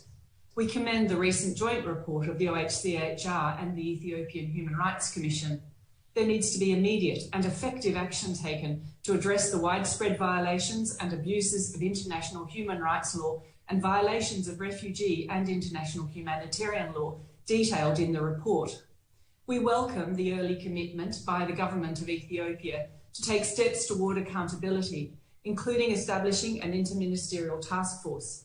We call on the other parties to the conflict to make similar commitments. We also call on this Council to support accountability efforts by adopting the resolution establishing an investigative and reporting mechanism. The violations and abuses committed by all parties must cease. The longer they continue, the less chance there is of achieving lasting peace for the Ethiopian people. We call on all parties to the conflict to immediately end hostilities and stage in the ongoing mediation efforts led by the African Union High Representative for the Horn of Africa region. All parties must ensure urgent humanitarian support reaches those in need in Ethiopia and afford all necessary protections to humanitarian workers as they seek to alleviate the widespread suffering caused by this conflict. Thank you, Madam Vice President. I thank the distinguished ambassador from Australia. We'll now have a video statement from the distinguished representative of Sweden. Madam President, Sweden is deeply concerned by the violations and abuses of human rights and violations of international humanitarian law committed during the conflict, including the heinous and systematic use of sexual and gender-based violence. We are alarmed by the widespread hate speech and ethnic violence, which exacerbates ethnic divides and further complicates prospects for sustainable peace and reconciliation. Human rights must be respected. We call on all actors to refrain from hate speech, ethnic profiling, and incitement to violence. Arbitrary arrests are unacceptable. We further call on all parties to respect international humanitarian law, to agree a ceasefire, and engage in genuine efforts for a political and sustainable solution. We fully support the African Union's efforts to engage the parties in talks. Madam President, all reports on violence and abuses must be investigated and accountability ensured in an impartial and transparent manner. Impunity cannot be tolerated. We welcome the efforts of the Ethiopian government to this end, including the establishment of an interministerial task force. Considering the scope of the violations identified by the Joint Investigation Team, further international independent investigations to gather evidence are necessary. We therefore urge this Council to establish an independent international investigative mechanism and ask all parties to collaborate to ensure accountability. I thank you. I thank the distinguished ambassador from Sweden. We'll now have a video statement from the distinguished representative of Switzerland. President, Switzerland is gravely concerned by developments in northern Ethiopia. It condemns the violence as well as violations and threats of human rights and violations of international humanitarian law. It calls on all parties to the conflict to strictly respect their obligations under international law. As millions are facing food insecurity with a significant percentage threatened by famine, it is vital to guarantee rapid, unimpeded access to humanitarian actors across the country. All violations of human rights and international humanitarian law must be investigated in order to bring alleged perpetrators perpetrators to justice. Switzerland calls on all parties to the conflict to work to support the full protection of human rights and combat impunity. In this context, Switzerland thanks the High Commission of Human Rights and the Ethiopian Human Rights Commission for their impartial and transparent work in the context of the joint report which was published at the beginning of November. It calls on all parties who haven't yet done so to accept the conclusions of the report. In this vein, Switzerland welcomes the recent efforts made by the Ethiopian government and encourages it to rapidly implement the measures laid out in order to make tangible progress. Switzerland also recommends to continue cooperation with the Human Rights Commissioner and the Ethiopian Human Rights Commission, which should work to extend violations of human rights and international humanitarian law committed after June 2021 into its mandate across all regions affected by the conflict. Thank you. I thank the distinguished representative of Switzerland. We'll now have a video statement from the distinguished representative of Liechtenstein. Thank you, Madam President. We thank the Deputy High Commissioner for Human Rights for her update on the situation in Ethiopia. Liechtenstein is supportive of the call for the special session because we share the concerns over the dire and unfolding humanitarian and human rights situation in the country. The report of the joint investigation team concluded that all parties to the conflict have committed serious violations and abuses of international human rights and humanitarian law, including indiscriminate attacks against civilians, extrajudicial killings, as well as sexual and gender-based violence, just to name a few. It is of utmost importance that the recommendations outlined in the report are implemented by all parties. In this regard, we welcome the steps taken by the government of Ethiopia to set up a task force to implement the recommendations, but also stress the importance of credible results. We furthermore welcome the mediation efforts by the African Union. We call on all parties to the conflict to respect their obligations under international law and to allow immediate, unhindered access for humanitarian aid in order to help the almost 10 million people in urgent need of this aid. Finally, we would like to express our support for the efforts to investigate serious violations and abuses of international law in Ethiopia and to hold perpetrators of these violations accountable. I thank you. I thank the distinguished ambassador, and now we'll have a video statement from the distinguished representative of Ireland. In alliance with the statement of the EU, we reiterate our full support for this special session and condemn the continued human rights violations and abuses by all parties. The humanitarian crisis caused by the armed conflict and exacerbated by restrictions on access for humanitarian aid has compounded the suffering of civilians. We echo calls for unimpeded access, an immediate and meaningful ceasefire without preconditions, and fully support the mediation efforts led by High Representative Obasanjo. The joint investigation was an important step towards accountability. We acknowledge commitments by the government of Ethiopia to implement its recommendations and the establishment of the Interministerial Task Force. We support the work of the Ethiopian Human Rights Commission, but note their access to some areas continues to be restricted. Human rights violations and abuses continue to be committed by all parties, including recent arbitrary detentions. Continued reports of widespread sexual and gender-based violence and ethnic violence are particularly alarming. It is vital to ensure that response services are offered to any sexual violence survivors involved in investigations. Domestic accountability efforts to follow up on the joint investigation recommendations have so far not been sufficiently broad or transparent. Ireland supports the establishment of an international independent mechanism to complement domestic and regional accountability efforts as a vital step towards ensuring comprehensive human rights investigations, accountability for perpetrators, and justice for victims. I thank the distinguished ambassador of Ireland. We'll now hear from the distinguished representative of the Islamic Republic of Iran on Zoom. Thank you, Madam President. The protection and promotion of human rights within the Council and OHCHR should be guided by constructive dialogue and cooperation based on the principles of non-politicization, universality, objectivity, and non-selectivity. We take no determination shown and the steps taken by the government of Ethiopia for being cooperative with the OHCHR, as well as its positive attitude towards regional organization for mediation efforts with regard to the ongoing conflict in the country. We encourage the African solutions for the Ethiopia conflict, and any efforts by the international community should be focused on bringing peace and stability to Ethiopia while respecting sovereignty, political independence, and territorial integrity of Ethiopia. Any undue politicization and politically motivated initiative jeopardize the credibility of the Human Rights Council and would defeat the purpose. The Islamic Republic of Iran encourages all parties to find an inclusive solution through dialogue and political reconciliation for lasting peace and prosperity for the people of Ethiopia. I thank you, Madam President. I thank the distinguished representative of Iran. We'll now hear from the distinguished representative of Sri Lanka on Zoom. Madam President, Sri Lanka expresses solidarity with the friendly nation of Ethiopia as it seeks to address challenges that threaten to undermine the country's sovereignty and territorial integrity. We also welcome the progressive reforms undertaken by the government and measures taken by national authorities to address human rights concerns. Sri Lanka reiterates its principled position that actions that do not enjoy the support of the concerned country are counterproductive and contravene GA Resolution 60251 and the IB package.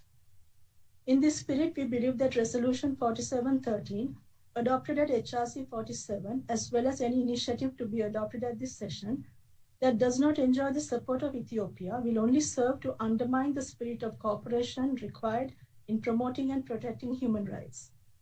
We recognize Ethiopia's right to safeguard its territorial integrity and to address issues through national processes and national institutions, including the Ethiopian Human Rights Commission, without external interference.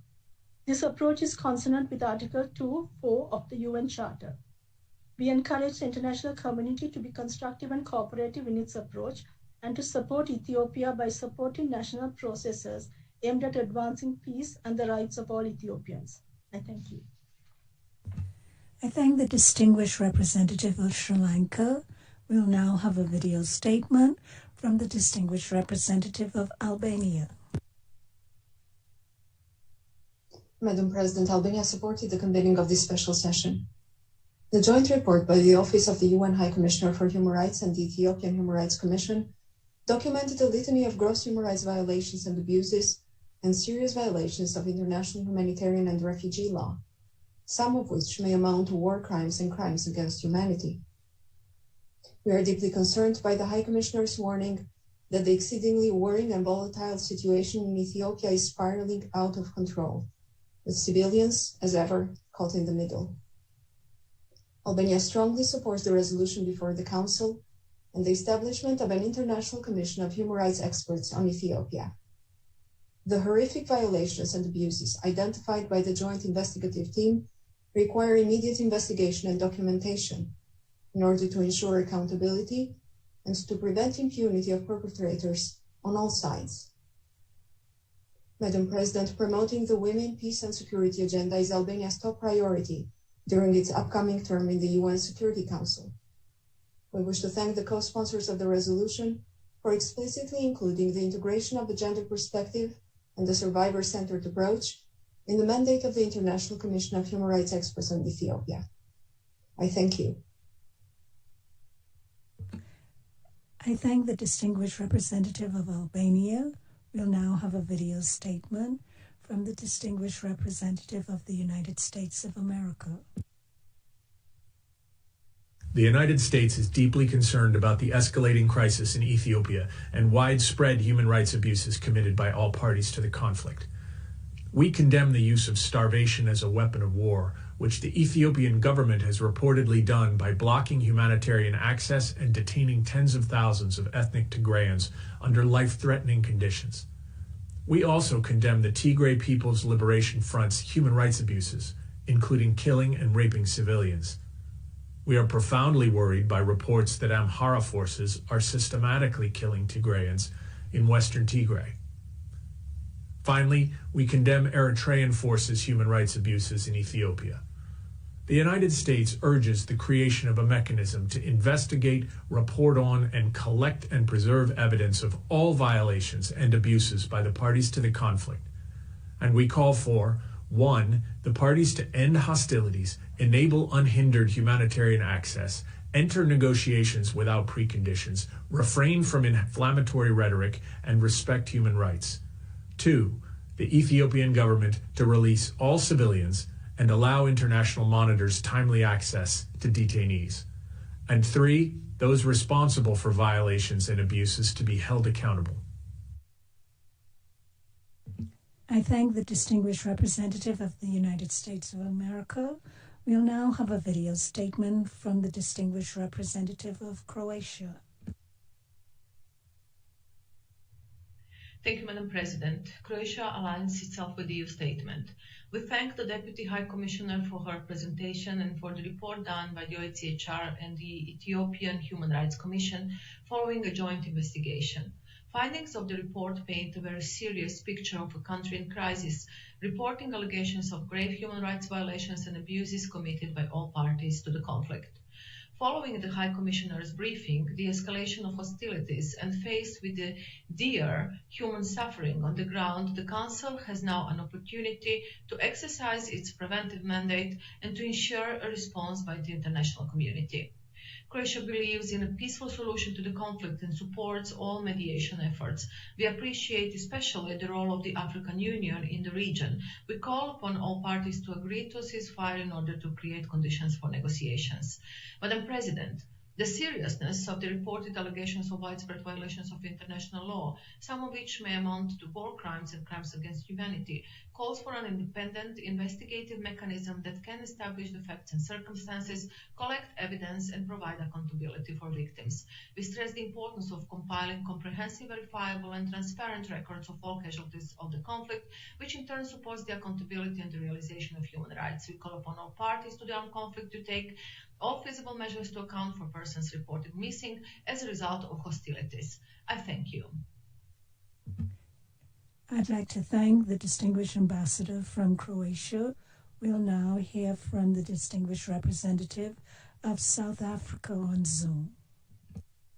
Madam Vice President, South Africa expresses its deep concern about the ongoing situation in Ethiopia. South Africa. I'm sorry. Could you please continue, Ambassador? Madam Vice President, South Africa expresses its deep concern about the ongoing situation in Ethiopia, notably the escalating conflict, the serious allegations of human rights violations, and the worsening humanitarian crisis. We call on all parties to cease hostilities and conduct themselves in accordance with their solemn obligation under international human rights law and humanitarian law. We reiterate our support for the mediation efforts undertaken by President Obasanjo, the AU envoy, and urge all parties to cooperate towards finding a durable, peaceful solution to the conflict. South Africa believes that there is ample scope for dialogue among all parties and calls on them to work towards creating conditions, including the necessary cessation of hostilities, that will pave the way towards an inclusive political dialogue. It is a political solution, not a military one, that will bring about lasting peace, stability, and development for all people of Ethiopia. We welcome the decision of the Ethiopian government to accept and implement the recommendations contained in the reports of the Ethiopian Human Rights Commission and the Office of the High Commissioner, which were published last month. We urge other parties to also accept and implement these recommendations. We call on all parties to provide unhindered humanitarian access to affected areas, particularly the Tigray region.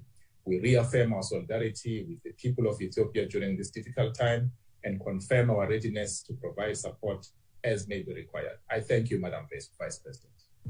Thank you, Ambassador. We'll now hear from the distinguished representative of the Holy See, who will be addressing the Council in person. Sir, you have the floor. Madam Vice President, the Holy See has been following with great attention and deep concern the developments of the grave situation of conflict and violence that have been occurring in Ethiopia. In this most difficult time, the Holy See wishes to assure once again its spiritual closeness, prayer, and solidarity with the people of Ethiopia, especially the displaced and the refugees. The Holy See is particularly concerned with the grave humanitarian implications of the continuing conflict and urges all stakeholders, each in their own specific capacity, to ensure access by the civilian population to basic and essential services wherever they are needed. The Holy See, in hoping for a peaceful and swift resolution to the ongoing tensions, remains confident that dialogue, in a spirit of fraternity, may bring about the much-desired peace. Indeed, in the words of Pope Francis, the way of peace reconciles conflicts and regenerates the beauty of fraternity. There is no other way to achieve reconciliation. Let us nurture hope by openness to sincere discussion that would give priority to people's needs. Thank you, Madam Vice President. I'd like to thank the distinguished representative from the Holy See. Excellencies, ladies and gentlemen, we shall now turn to the list of speakers for non-governmental organizations. The first organization on my list is the representative of East and Horn of Africa Human Rights Defenders Project. Madam President, Madam High Commissioner, the joint OHCHR/EHRC report found evidence that all parties to the Tigray conflict have committed violations of international law, some of which may amount to war crimes and crimes against humanity. It concluded that those responsible should be held to account and that an international independent mechanism could be established to collect evidence of the atrocities in preparation for persecution. The joint report was a positive step, as was the Council's decision to ensure reporting and public debates on the Tigray crisis. This special session is an opportunity to take another step, as the conflict has spread to other regions and as attacks against the human rights defenders, civil society, and independent journalists, and the restrictions to freedom of expression multiply. We urge the Council to establish an independent mechanism with mandate to investigate, report on, and collect and preserve evidence of violations and abuses. The mechanism should shed light on violations committed by all parties. It should report regularly to the Council and formulate recommendations to prevent and further violations and ensure accountability. It should be complementary to the African Union efforts to address the crisis and prevent the worst in Ethiopia. Thank you. Thank you. We'll now hear from Human Rights Watch. Thank you very much, Madam President. As the world endlessly debates how to respond to the devastating conflict in Ethiopia, the conflict has spread and with it serious abuses by all parties to the conflict. Yesterday, we reported on the latest wave of abuses in Western Tigray. Since November, Amhara forces have forcibly expelled thousands of Tigrayans, older people, children, and women. Those seen to be of fighting age have been locked up in horrific conditions. Men trying to escape arrest were killed, and these are war crimes. Last week, we documented how Tigrayan forces extrajudicially executed dozens of civilians in just 2 small towns in the Amhara region in September. Those were war crimes.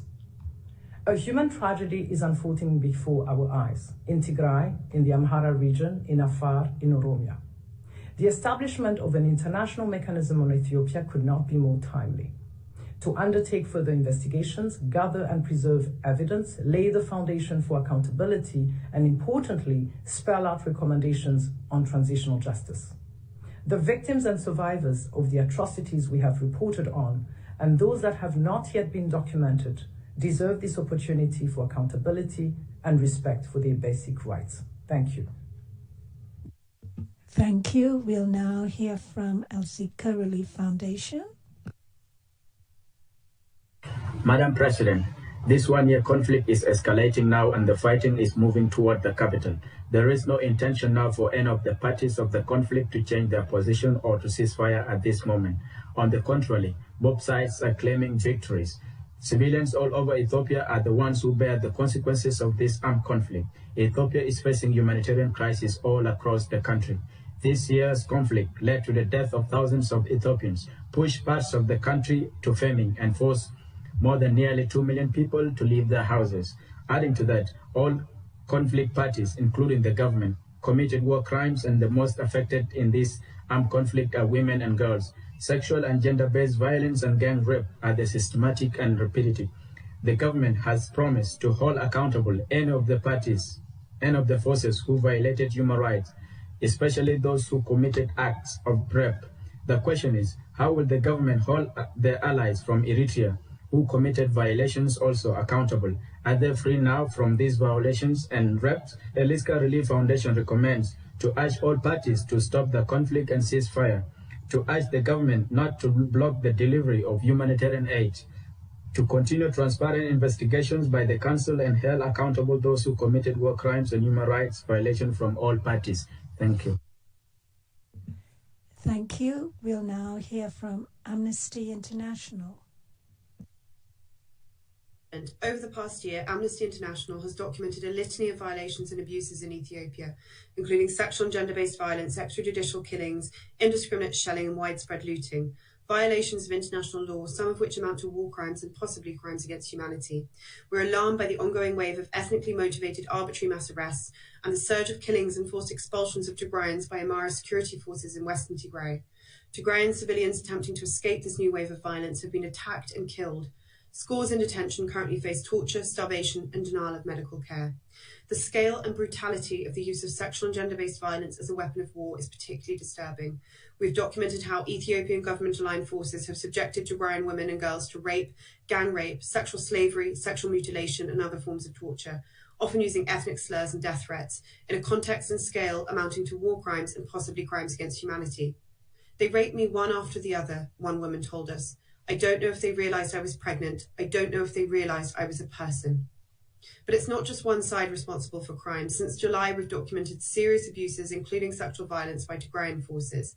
In some cases, TPLF forces told women they were raping them in revenge for the rape of Tigrayan women by federal government forces. Accountability for these crimes is critical to ensure justice for survivors and a deterrent against further abuses.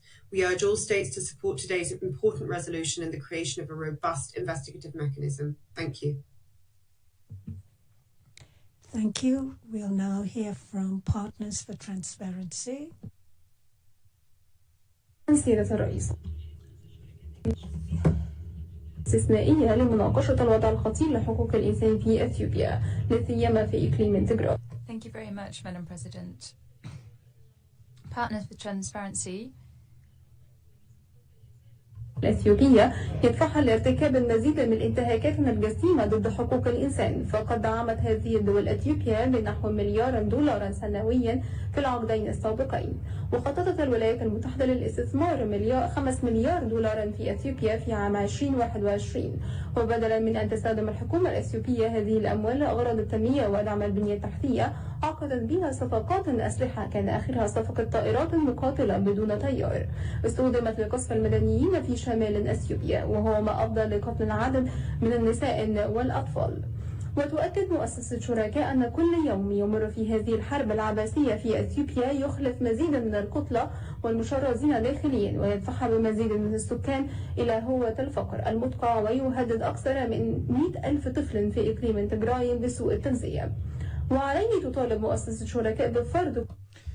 We call for the imposition of restrictions on the humanitarian financing of the Ethiopian government and bring pressure to bear on the Ethiopian government to put an end to the gross violations of human rights against Tigray people. We also affirm that more economic sanctions must be imposed to deter the Ethiopian government from its repressive practices. Thank you. Thank you. For those listening in, if you did not have translation, unfortunately, the interpreters were unable to translate given the speed at which the video was delivered. We'll now hear from Matt for Peace, Development and Human Rights Association. Matt for Peace welcome this special session. Having monitored the human rights situation in Ethiopia during the war, Maat confirms that the situation portends a humanitarian crisis. Over 1 year of the Ethiopian Federal Army's war on the Tigray region, more than 55,000 people were killed, 5.2 million suffer from food insecurity, in light of the federal government's refusal to allow the entry of necessary humanitarian aid. In violation of Article 70 of Additional Protocol 1 to the 4 Geneva Conventions and relevant UN General Assembly resolutions that emphasize the need for humanitarian aid to reach civilians in extreme emergency situations. Serious violations committed by the Ethiopian federal government included the arrest of more than 23 aid workers. MAAD therefore calls on the federal government in Ethiopia to allow humanitarian aid to reach civilians affected by the internal fightings and to ensure full protection for aid workers, humanitarian organizations, and UN staff in Ethiopia. MAAD also call on all parties of the war in Ethiopia to stop all hostilities and enter into unconditional negotiation to avoid further loss of life. Thank you, Madam. Thank you. We'll now hear from World Evangelical Alliance. I'm Bishop Thomas Schirmerer, Secretary General of the World Evangelical Alliance, representing Protestant churches with over 600 million members around the world. The World Evangelical Alliance is deeply concerned about the conflict in Ethiopia. We recognize there are grievances on both sides. However, the way to resolve conflict is not through taking up arms. We call upon all parties to the conflict for an immediate ceasefire. We plead with all sides to engage in a negotiating process to bring lasting peace in this. We stand ready to support a peace and reconciliation process, particularly engaging our regional branch, the Association of Evangelicals in Africa, and our Peace and Reconciliation Network. We welcome the current mediation efforts involving the African Union, the African Commission on Human Rights and People Rights, and the Intergovernmental Authority for Development. Furthermore, we appeal to all parties to ensure immediate and unimpeded delivery of humanitarian and aid supplies to the civilians and internally displaced persons, including across the conflict lines. Thank you. We'll now hear from Rado. Rado welcomes the holding of this special session on the human rights situation in Ethiopia, as well as congratulates the countries that have taken the initiative to convene the session, even though immense damage has already been caused. For the past year, we have been witnessing the continuation of unbearable violence between Ethiopian government armed forces and Tigrayan rebels.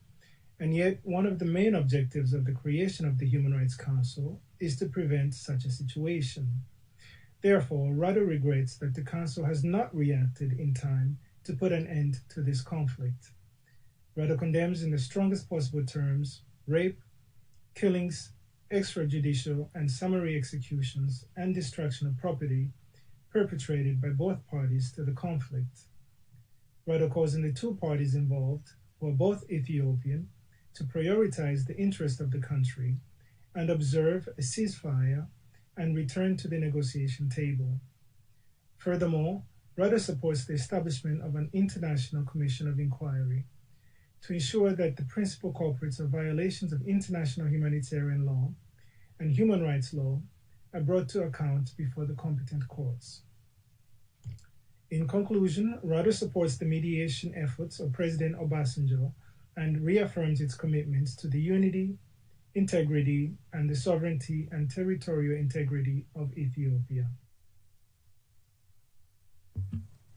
Thank you. We'll now hear from the International Bar Association. The IBS Human Rights Institute welcomed this special session on the grave human rights situation in Ethiopia. The situation in Ethiopia requires urgent response that goes beyond merely condemning the crimes. We welcome the proposal to establish a mechanism to conduct investigations, establish facts, collect and preserve evidence, and where possible, identify those most responsible. This is a crucial step to ensure justice and accountability. We further welcome the proposal to include guidance on transitional justice. We appreciate the reference to integrating a gender perspective. However, we consider this is not enough, and language on sexual and gender-based violence is crucial. The issues surrounding Hgb are omnipresent in Ethiopia.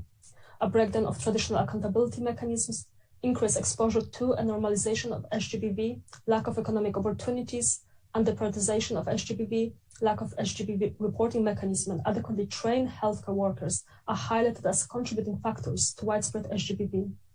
As such, the response to Hgb must be comprehensive and must be fully incorporated by the new mechanism.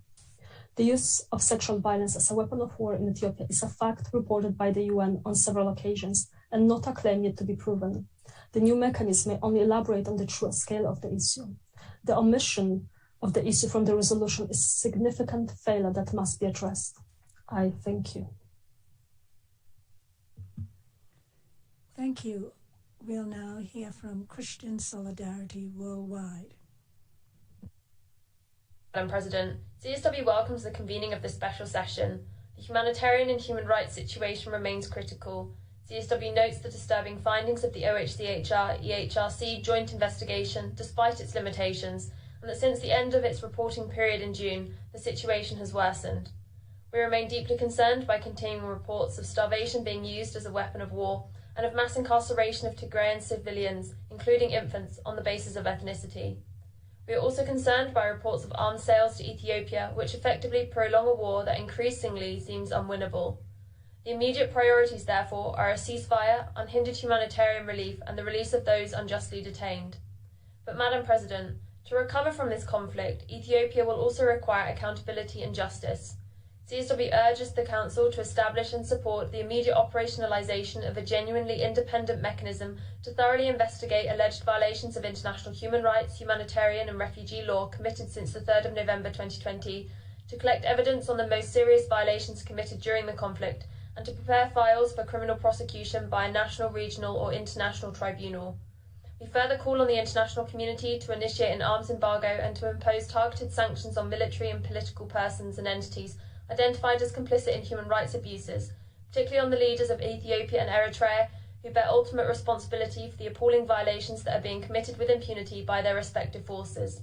Thank you. Thank you. We'll now hear from International Human Rights Council. Thank you, Chair, for the floor.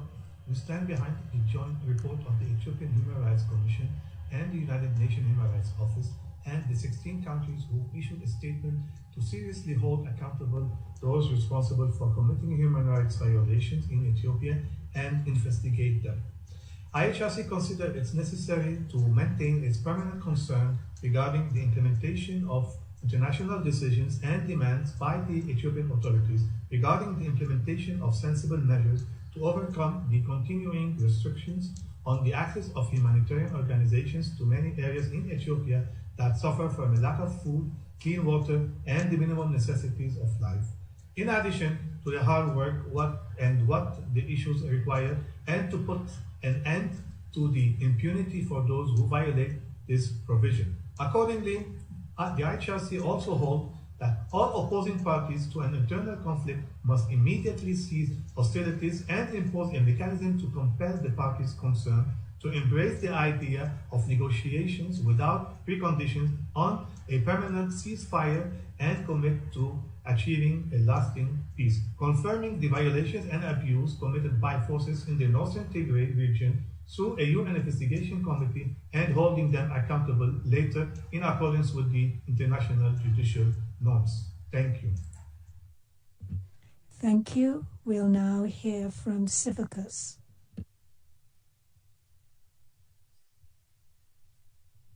Thank you, Madam President. We welcome the convening of this long overdue special session on Ethiopia. The High Commissioner's update to the Council in November highlighted the need for transparent investigations and accountability of what's been unfolding in the country over the past year. The conflict and the human suffering have both escalated since then. Restrictions imposed have left humanitarian groups unable to carry out their work amidst increased humanitarian needs, food insecurity, and disruption of livelihoods. As a result of this loss in services, millions could be denied the aid they need to stay alive. Fragile gains made by civil society over the past few years are at great risk. It's become dangerous for national civil society to engage in public advocacy, with pressure imposed and threats perpetrated by both state and non-state actors, compounded by a sweeping state of emergency. The online space for dissent is radically shrinking. Numerous journalists have been detained, with at least 9 still in custody at the beginning of this month. The conflict itself has spread to neighbouring regions and threatens millions of civilians. There's a clear absence of any transparent and credible national accountability process for violations and abuses committed. Following calls from the High Commissioner and civil society, the Council must act on its prevention mandate. which was established to avert atrocity and crimes against humanity. It can do so by adopting a resolution that establishes an independent investigative mechanism, mandated to investigate, report on, and to collect and preserve evidence of alleged violations and abuses of international human rights law and violations of international humanitarian law by all parties to the conflict. We thank you. Thank you. We'll now hear from International Organization for the Elimination of All Forms of Racial Discrimination. Thank you. As the humanitarian aid for Tigray's population continues to be blocked by Ethiopian authorities, we welcome the convening of this special session. As a result of the ongoing conflict, Ethiopia is currently facing large-scale internal displacements, which according to the International Organization for Migration could amount to 1.8 million people. The number of enforced disappearances and government arrests have increased, and insecurity persists in the regions of Oromia and Benishangul Gumuz. There, government forces carry out operations against armed militia, resulting in serious abuses and attacks against minorities. The government is also responsible for harassing and arbitrarily arresting members of the political opposition and journalists. Victims are also subject to abuses such as executions, widespread sexual violence, and torture. The government has notably limited the right to freedom of expression and access to internet and social media. EFORD and Geneva International Center for Justice recommend that the special session call on all parties to Ethiopia's conflict, Tigrayan Defense Forces included, to respect international human rights law by immediately seizing unlawful attacks on civilians and holding responsible those who commit human rights abuses in the region. Thank you.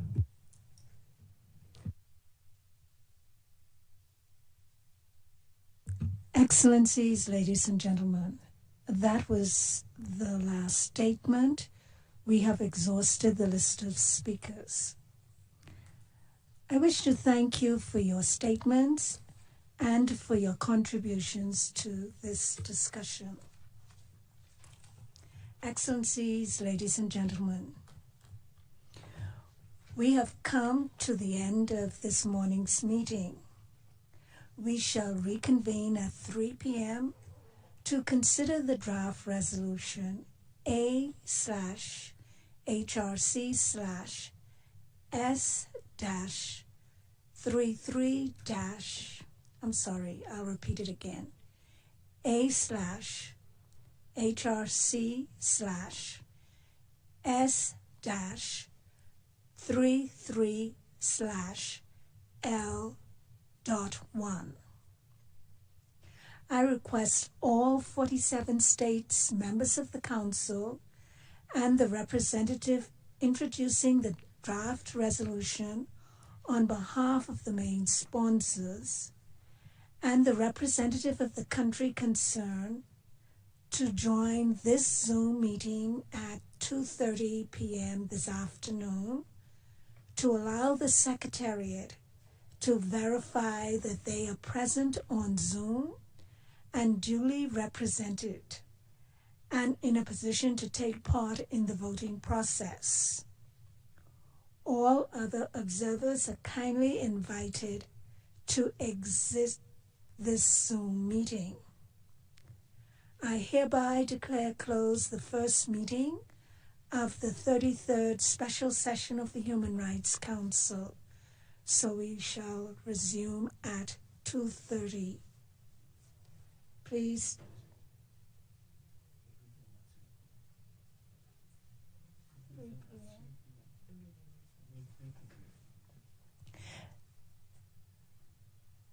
My apologies. I'm advised that we will resume the meeting at 3 p.m. this afternoon. Thank you very much. I hereby declare closed the first meeting of the 33rd Special Session of the Human Rights Council.